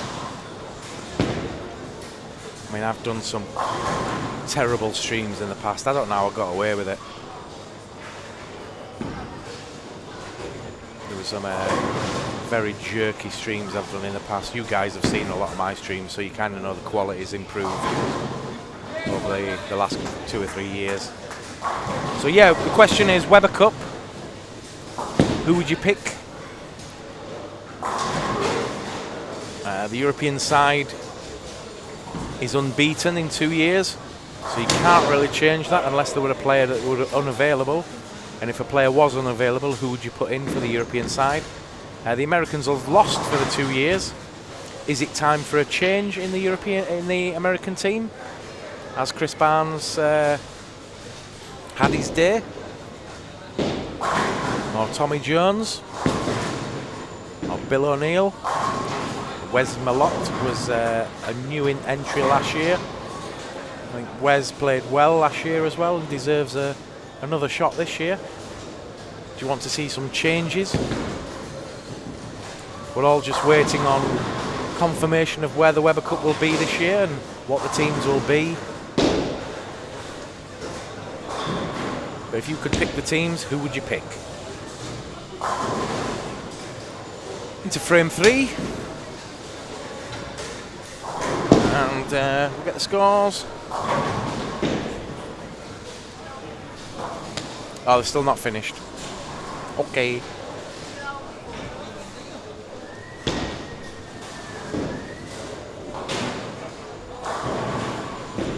Waiting on 15 and 16 to finish up.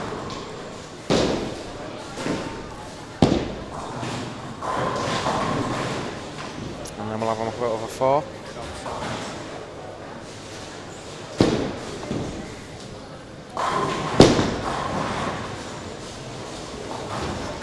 So the question is Weber Cup.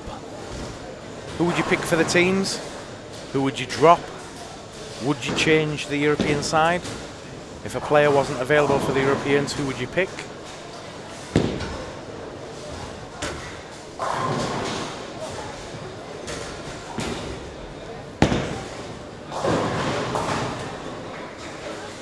Mark Muscat from Malta opens up with a double in this 4th game. Dennis Machir opens up with front 3. Maurizio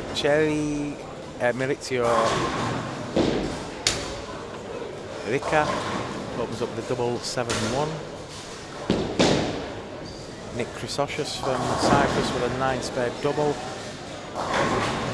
Peter Kniff with a front 4.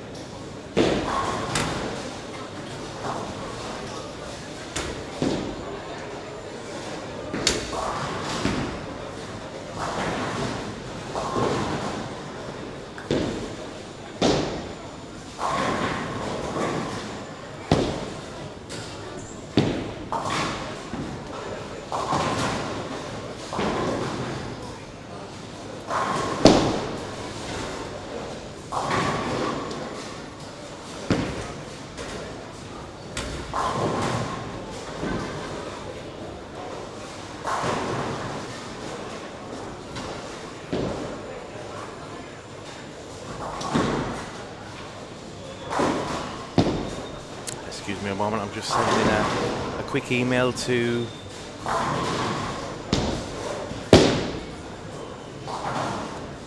Herbert Bickle at Bowling Digital. He just wants some details on the turbo players. If you're listening, Herbert, we will send those over.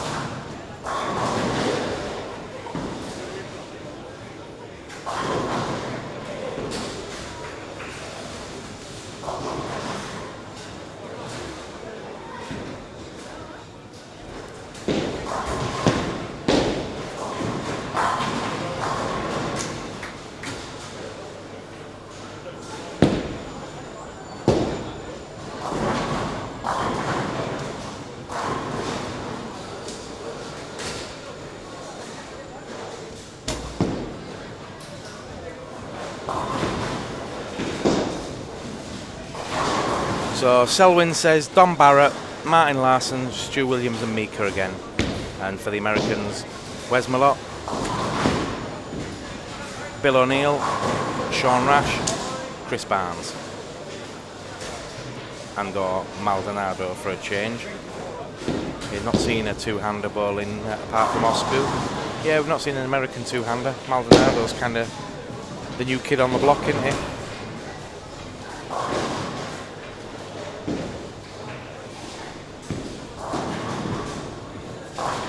I think Ronnie Russell probably deserves a shot this year.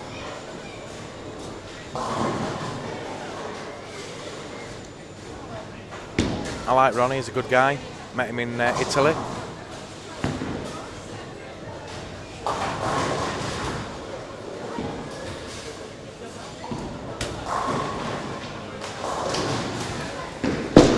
I love Chris Barnes to bits, but I think he's had a good 10 years. He's had a good, what, 7, 8, 9 years in the Weber Cup.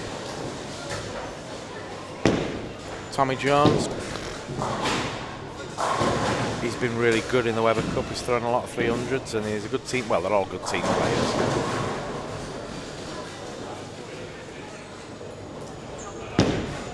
I think it's time for a change. You can't lose 2 years in a row and not make changes. I'd like to see Pete Webber back.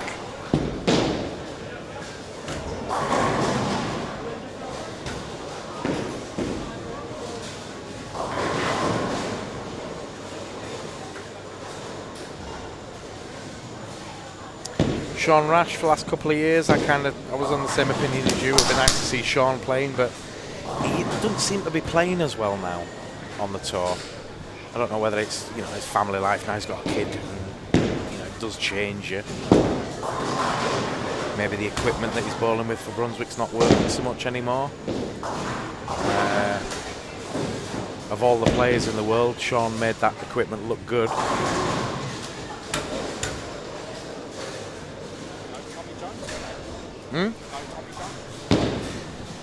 Well, he's in the squad at the moment, is Tommy, but whether they make a change or not's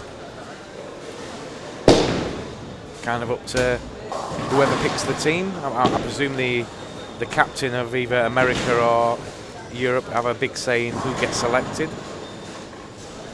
It's okay saying we want a certain player, but if that player doesn't really blend with the other players, it is a team tournament after all.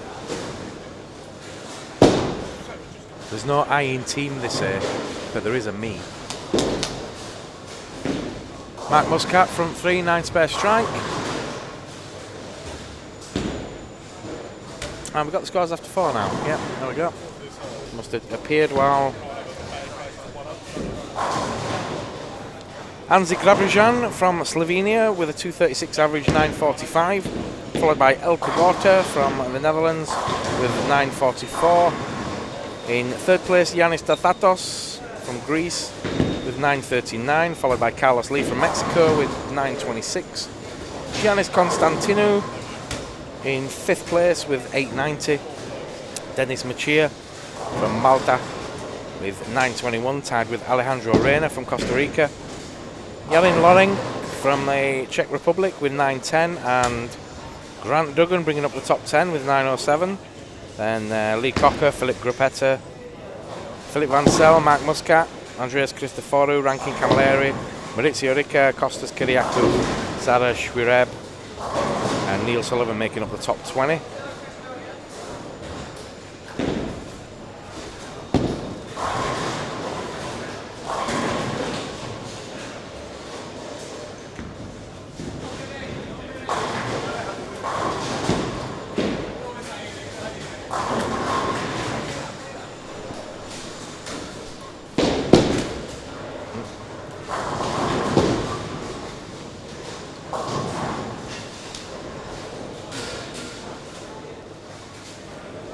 Peter Kniff opened up with front four, and then he does a couple of open frames.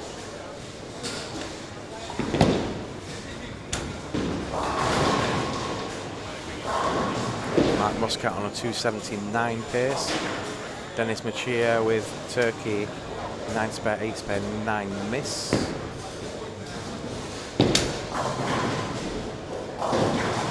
And another question for the Weber Cup. Do you think it should travel?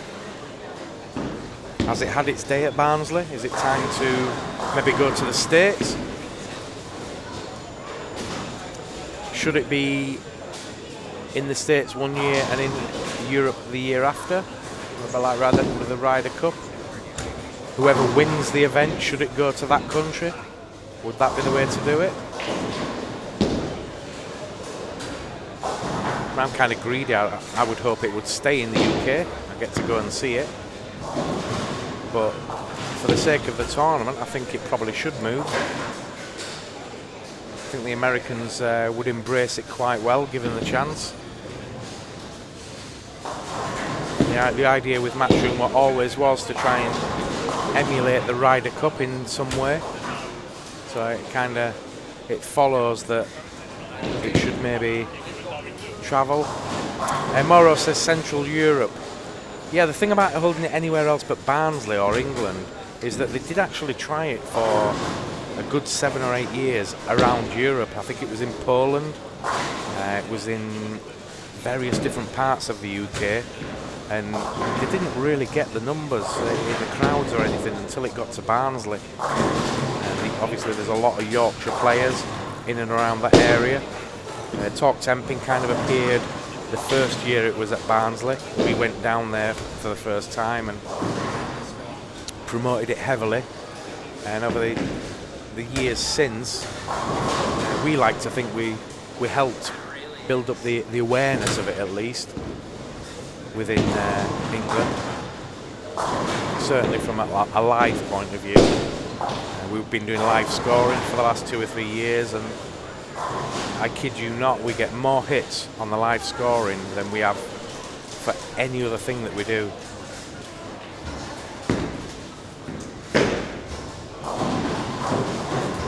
We're talking monster hits when we do the live scoring. Oh, Fred, you had to go do that, didn't you? He's now posted special calzone, grilled chicken and grilled sheesh, cheesecake, Dr. Pepper. That's dinner sorted.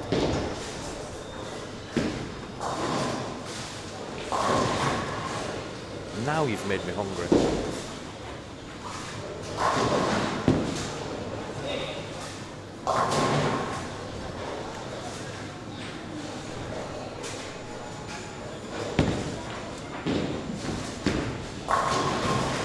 About 4 frames away from the end of this 5th game, with just 1 to go.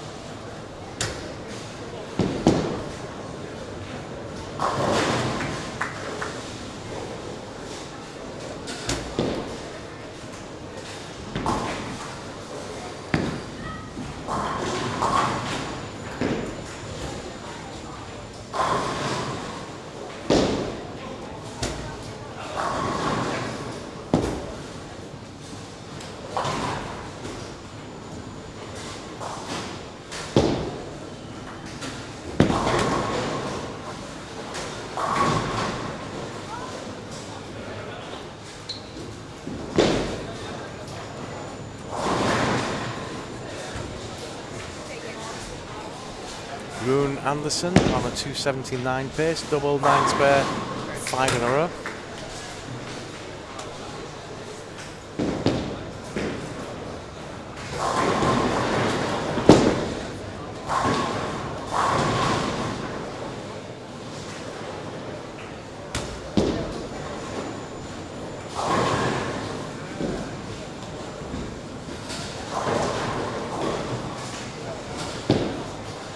like Andreas Christoforou is on a 290 pace.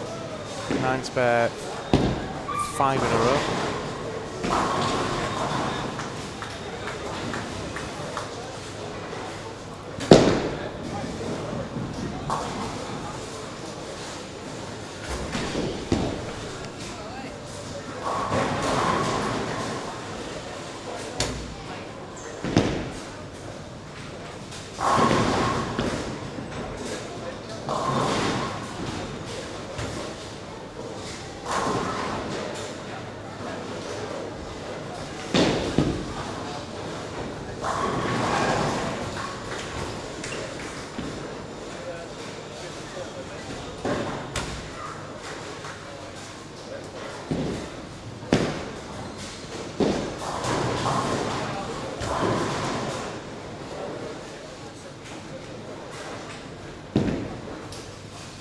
I'm just having a look at Bowling Digital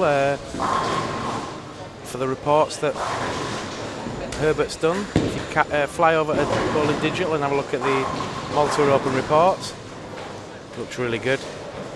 Thanks, Herbert.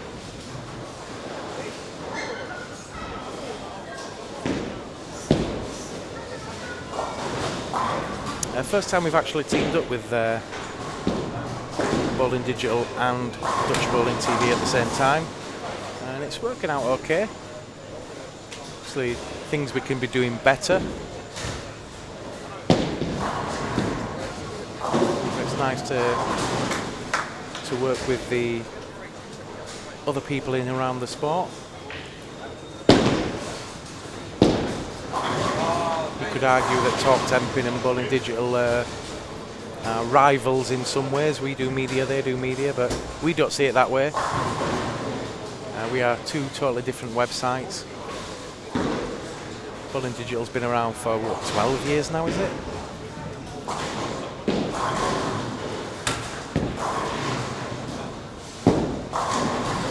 And it is your one-stop source for bowling information.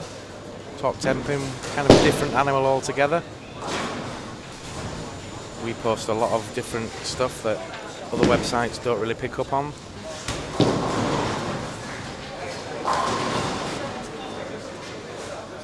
We'll do interviews with players and post funny videos, that kind of thing.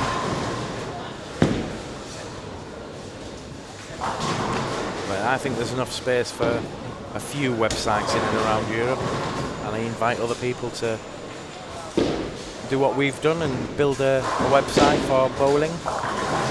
Carlos Lee with a 221, 11:47. Nick Chrysoshus from Cyprus going well.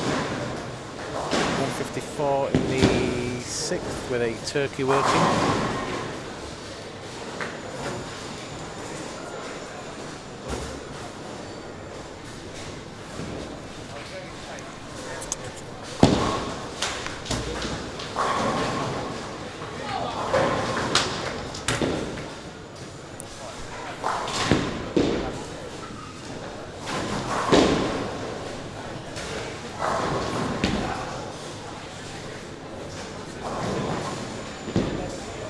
Keep your comments and chat coming in.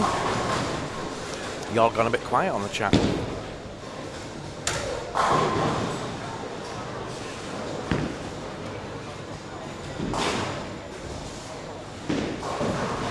Yeah, thanks to everybody that's joined us today for the stream. Dropped in and dropped out. Hope you've enjoyed what you've seen so far. We've just got the Desperado to come. One more game and then the Desperado, and then we'll be back in the morning for the finals.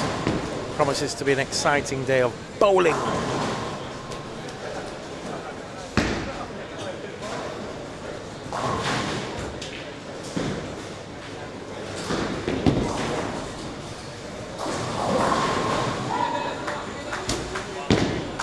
Maurizio Ricca from Sicily, also going strong now. Start with a double and then had a split open. Strike 6 spare 4-bagger.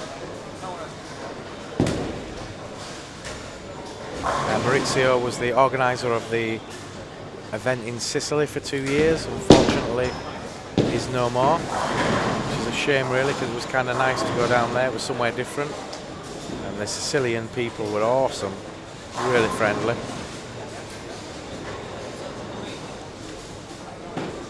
Couldn't do enough for you.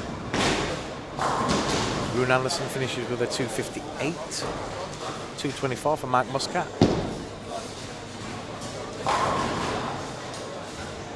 Jorin Lorenk from the Czech Republic, stringing the strikes together, 7 spare, 7 spare, 6 in a row.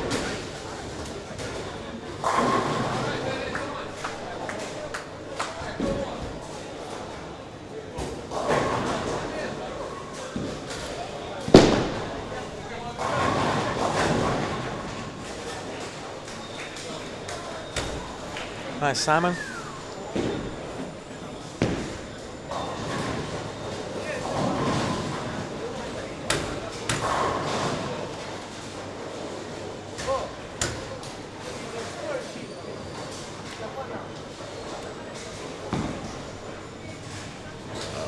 Frame or two away from the end of the game. Just the one game to go, as we say.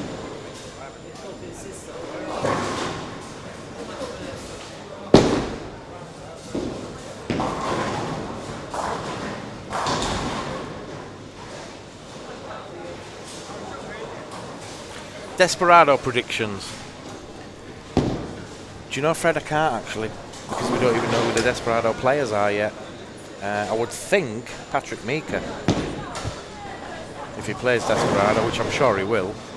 So I would think. Are you playing Desperado, Simon? No, I'm not going to bother.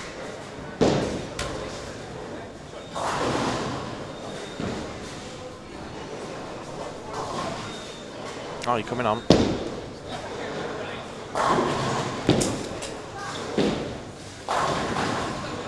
So we're joined by Simon Shepherd's. Not seen you much of you this week, Simon. No, indeed. It's yeah, I brought my girlfriend with me, so yeah. Enough said. Yeah. No, you've been here when we needed you, though. Oh yeah. And to be fair, you've taught me well. I know roughly what I'm doing with a lot of it. Not all of it, obviously. We've had a few technical issues which appear to be out of our hands. But you seen much of the bowling this week? Anybody impressed you? Yeah, one of those guys, Ramon. Who? Ramon. Oh yeah, Ramon. Yeah. That's unbelievable what he did. Twice, almost 1500, 40, 99, and 91, I think. Yeah.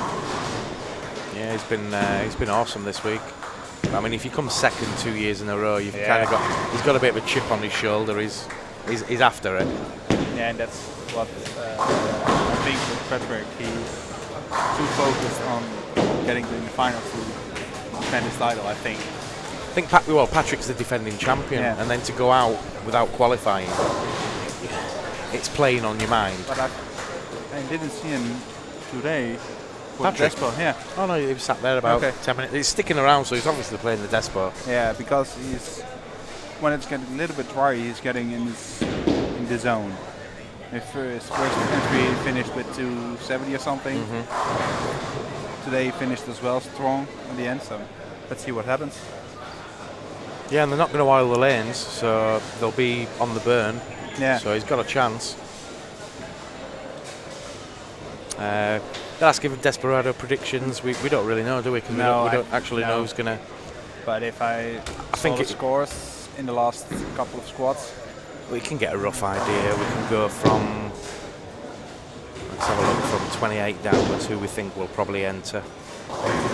So Matt Forsyth, probably going to be on there. So he's a danger. Yanis Tathatos, Alex Christofi, Suabella. It also depends which players are on turbos. Yeah. We don't know which players are on turbos yet. Vagelis Krisnis, I would have thought, might play. Kostas Kyriakou. Elko loves a squad. Loves a Desperado. So yeah. Unless he does something he mental here. 1100. He has to shoot 220 to make 3070 or so.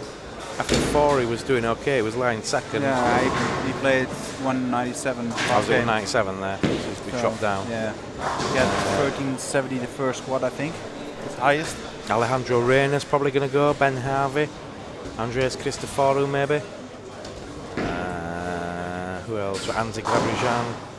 We said Patrick Meeker. There could be a good 20 players. Hopefully it's around 20 because that'll be one on each lane. Yeah, there are max 24 players. Sorry? 24 spots. Is there 24 spots? Right. Yeah. So they're going to have to get it in quick, aren't they? I'll probably check with Neil soon and see if we've got any names on the list already. Yeah, it's almost full. Oh, it's almost full already? Right.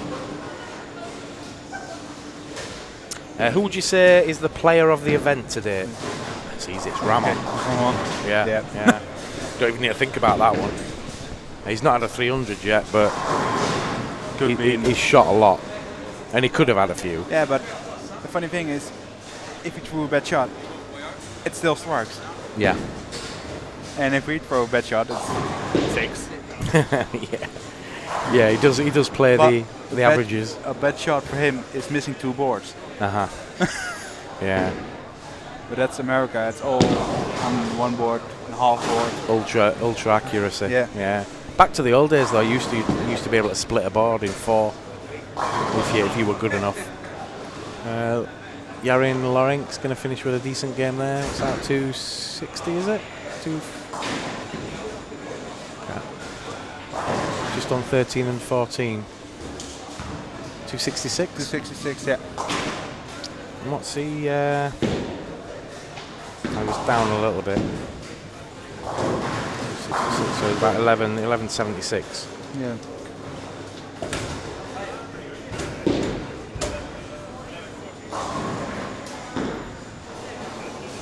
They're not messing about, some of these players. They're straight into the last game.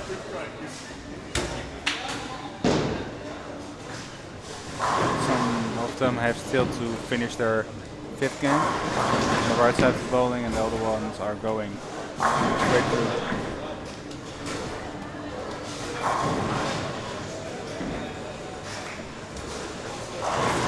But the thing I noticed this week is that the highest scores are played by players who are starting on lane 8 and going to the right, or starting on the right side of the bowling and going left. All right. Because I played myself twice on lanes 5 and 6 and once on 3 and 4. They were really hard and really unpredictable. Well, everybody wants to not go on the corner lanes, 19, 20, kind of. Yeah. They've not used 1 and 2 much, but they have used it at some point. You never really want to go that far. It's nice to start on 7, 8. Yeah, go right. and then go across the house and. Yeah, and not starting and not going left, because I started my first squad with plus 100 on 4 games, and it's those 4 lanes on the left. Did you? Yeah. Yeah. Oh, all 3 players have gone front 2 on 9 and 10. Mark Muscat, Nick Chrysotius and Yanis Statatos. Statatos up first. Makes it 3.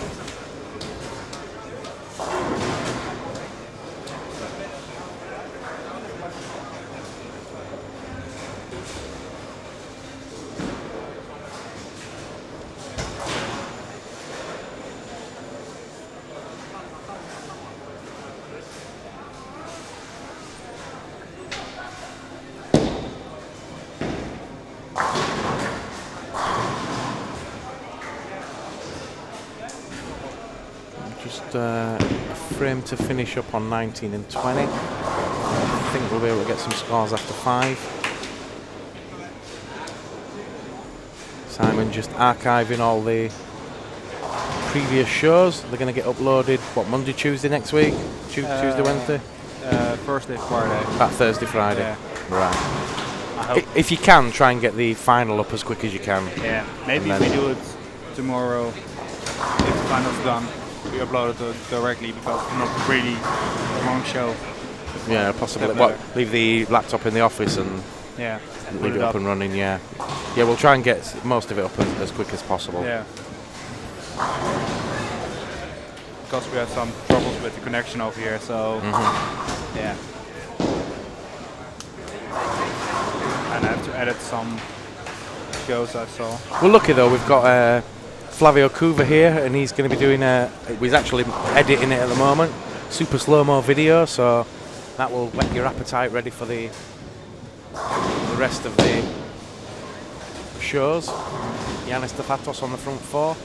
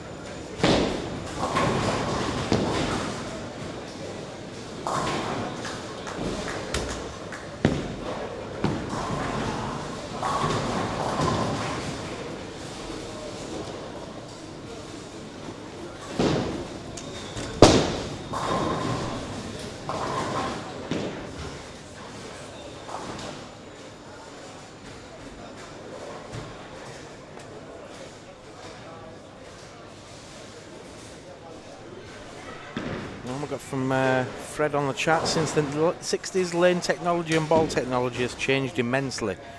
Would you say it has had a major part in the scores produced these days? Or is the players improving more? No, I don't think the players are improving. I think that they're as accurate as they've always been. I think it's got a massive, the ball technology and probably pin technology. Yeah. More so. Pins have changed over the years. A lot of pins are top heavy. Yeah. And falling much easier. Yeah, if they're a little bit more bottom heavy, they wouldn't fall as quickly. So I think it's more to do with pins and balls than the actual players. The players are as accurate as they've always been. Yeah, but the technology behind the players is keep improving. A lot more cameras. Players knowing exactly what they're doing right now. Yeah. No, you can't say that the players are any better than Dick Webber and stuff. I mean, these guys could split a board in four. A board is an inch thick, and they could split it, and it were proven. You know, they literally could do that because you didn't get more than maybe 2 boards movement on a ball back in the old days with the old Manhattan rubbers and all the rest of it, and they didn't move these balls. It were purely straight with maybe a little bit of revs. And what was the cut last year? Can you remember? It was about a 225 average, I think. Yeah. Round about 25. Yeah. It's gone up a little bit, 2 or 3 pins more. I think you need 27, 15, 60. It's looking that way at the moment. What's the cut at the moment leading into this one? 27, 30. Yeah, in 28th at the moment is Matt Forsyth with 27.30, 227 average. So it's gone up 2, maybe 3 pins. Yeah, I think it will be around something around here. Between this though. Do you think? Yeah. I think it's going to be around 50. If you see some guys scoring right now. Mark Muscat with a 279 pace, Giannis Stefatos with a 278 pace, Nick Chrysoshis with a 278 pace, all on 9 and 10. 9 and 10 scoring.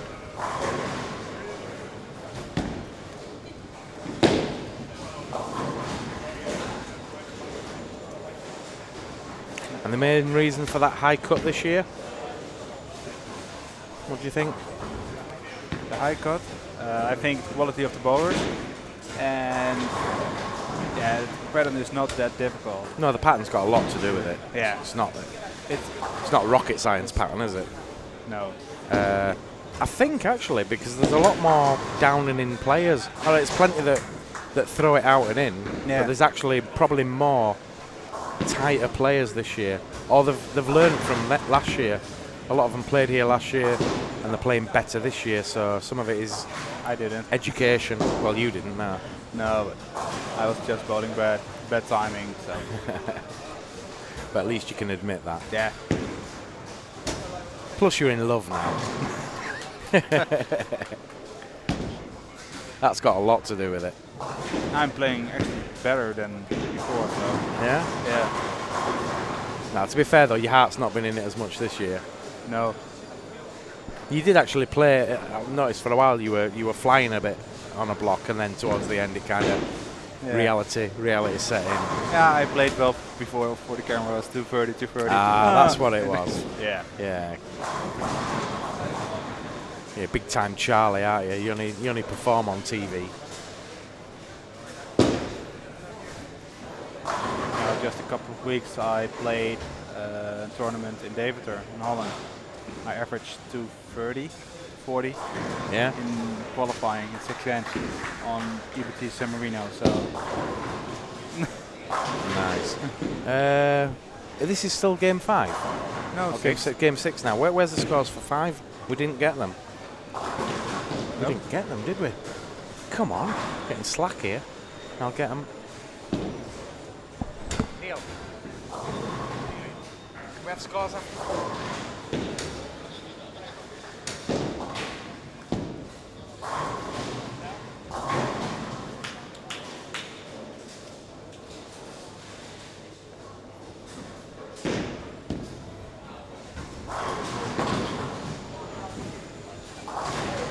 that could be a reason. The oil and the pump change since last year. Well, yeah, the patterns have changed. No, the I mean- pattern is the same.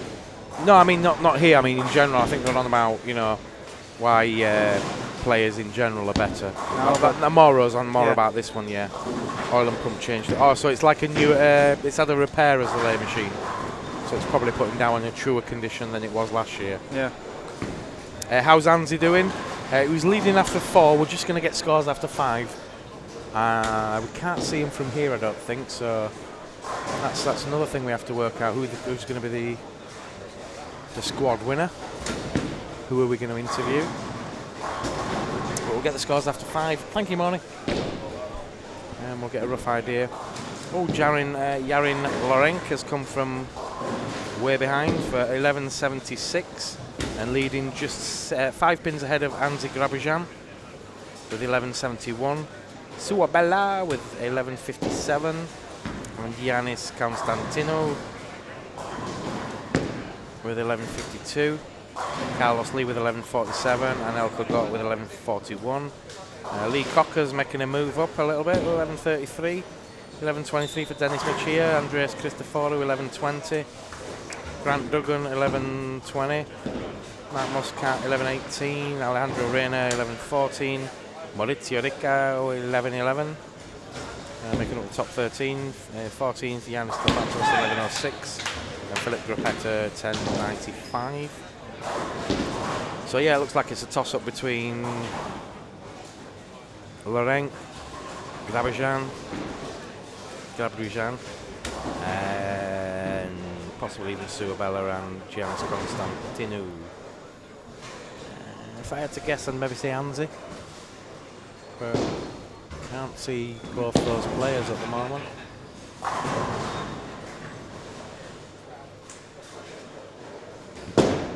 You bear with us in a moment. I'll run up and down and see what it's looking like. Yeah. I think I'm going to check with Elko. He has something like 220, 230 to make the cut. Yeah, where he has 11.41. Okay.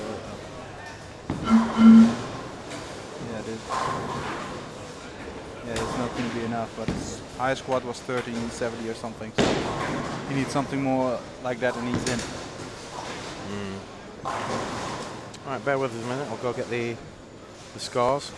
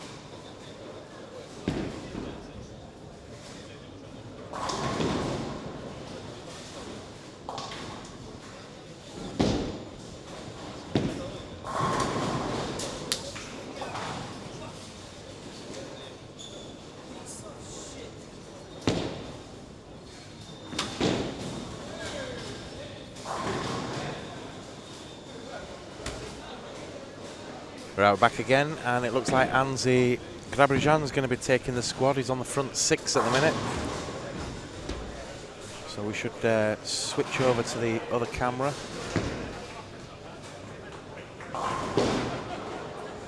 He's on 19 and 20. Front six.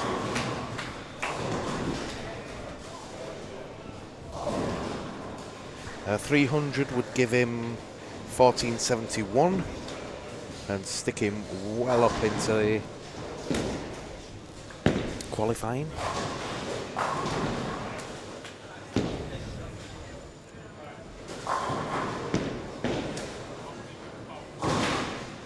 Not sure what his two blocks were, which one he'd be dropping.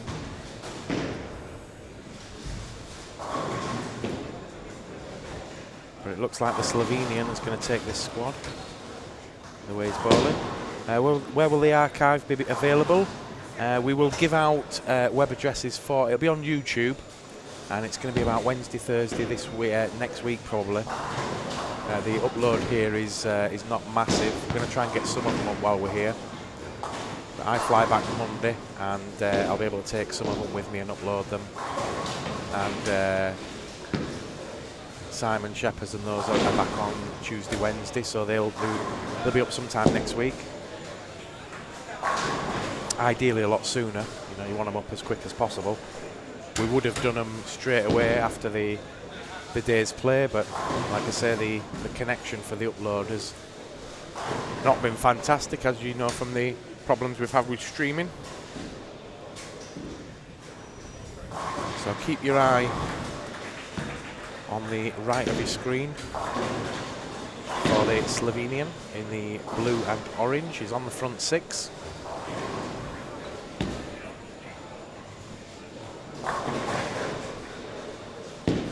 I'd like to thank everybody for watching qualifying. Hope it's been okay for you. Hope we've made it as interesting as possible. There's a lot of bowling to commentate on, but tomorrow is going to be it'll be a joy to do tomorrow.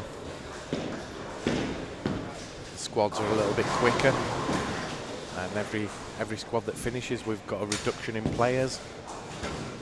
Gets really exciting towards the final.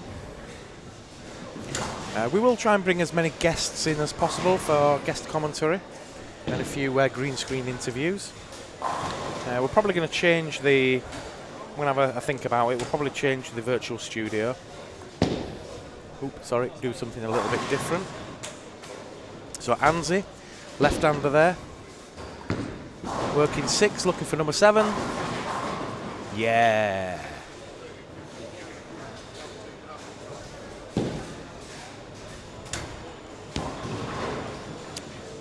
Anzi had a 13.30. Which 6 is he going to drop then, Moro? The first 6 or the last 6? And where will it place him if he has a 300? He'll give him about 40. What do we say? 14.70 or something.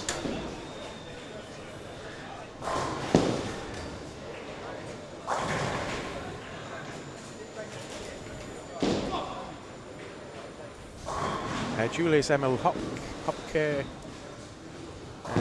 went the front 7.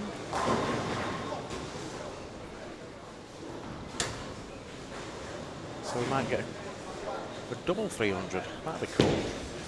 It's happened already this week. We've had 300s within 10-15 minutes of each other.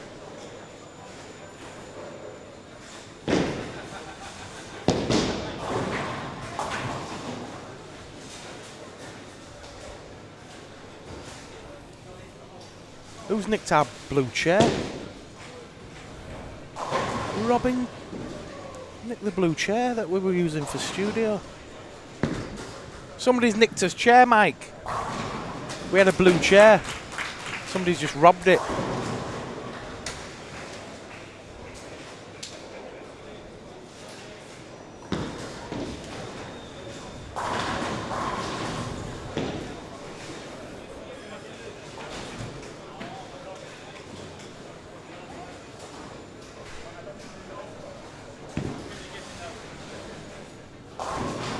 Anzi been up then. Was he on front 7 now? Looking for front 8. Oh, is that a 7 pin?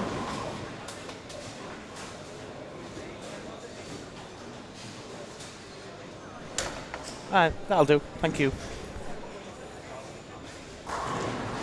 Yeah, so 279 pace for Anzi, but he's going to be the squad winner by the looks of it.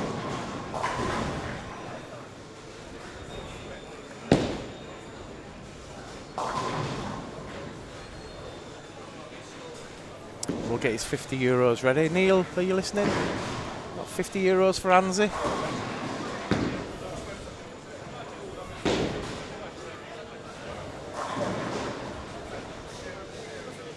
Very busy in the centre now. Everybody's come back for the Desperado.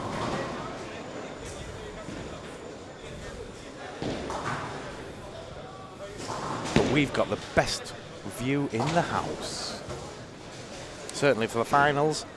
The finals are usually played between 7 and 12, 7 and 8, 11 and 12, and then the final will be on 9 and 10, I believe. Right where we are.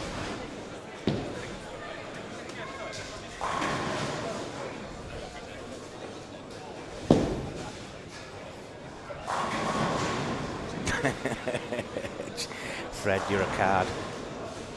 Anyone there from Liverpool? They'll take anything. That's not fair. All right, man. Come heads off, lad. Let's get this chair and take it with us. Yeah, it's blue. Love it. Ah, it's crusty, la.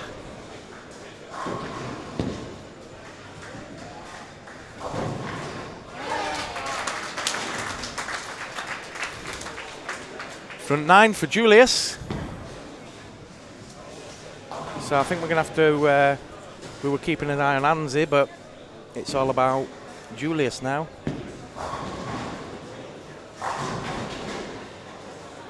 Stay with Anzi. He's on 279 pace. See what he gets before we move over to the other side. In the blue and orange and white with that little tufty on his head.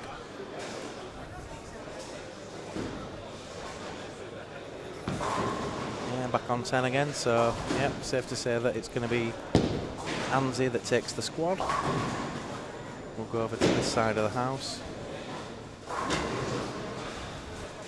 And I think we'll spin the camera bang on.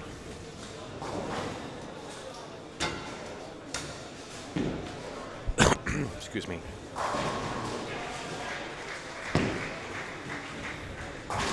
Hey, come head soft, lad. Let's have a 300.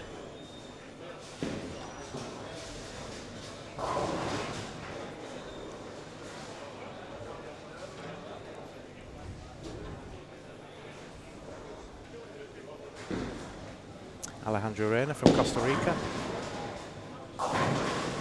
Ooh. Might well be seeing Alejandro in the Alejandro in the Desperado.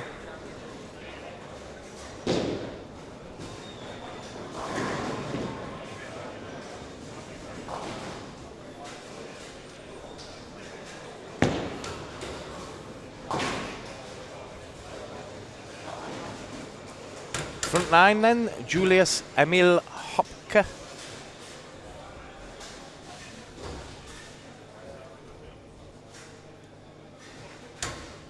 From Norway. Oh, don't like it. Got away with it. For 300 number 6 this week. Big crowd behind. Oh, willing him on.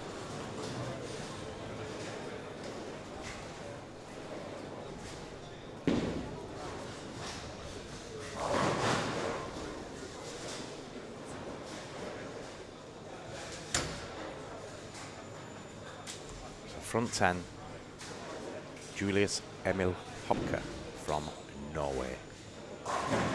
Should we put a little bit of, should we make it sound really tense and tight? And right, so the Norwegian on the approach now, looking for number 11. 10 perfect strikes up until this point. Here he goes. Let's go the ball. Likes it a bit more. Oh, comes up a little bit high. And gets a clap. But doesn't get a strike.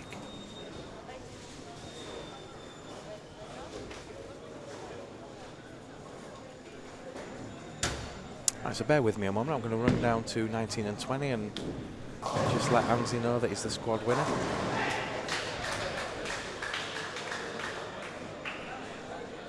And we'll get him down for an interview. So bear with us a moment.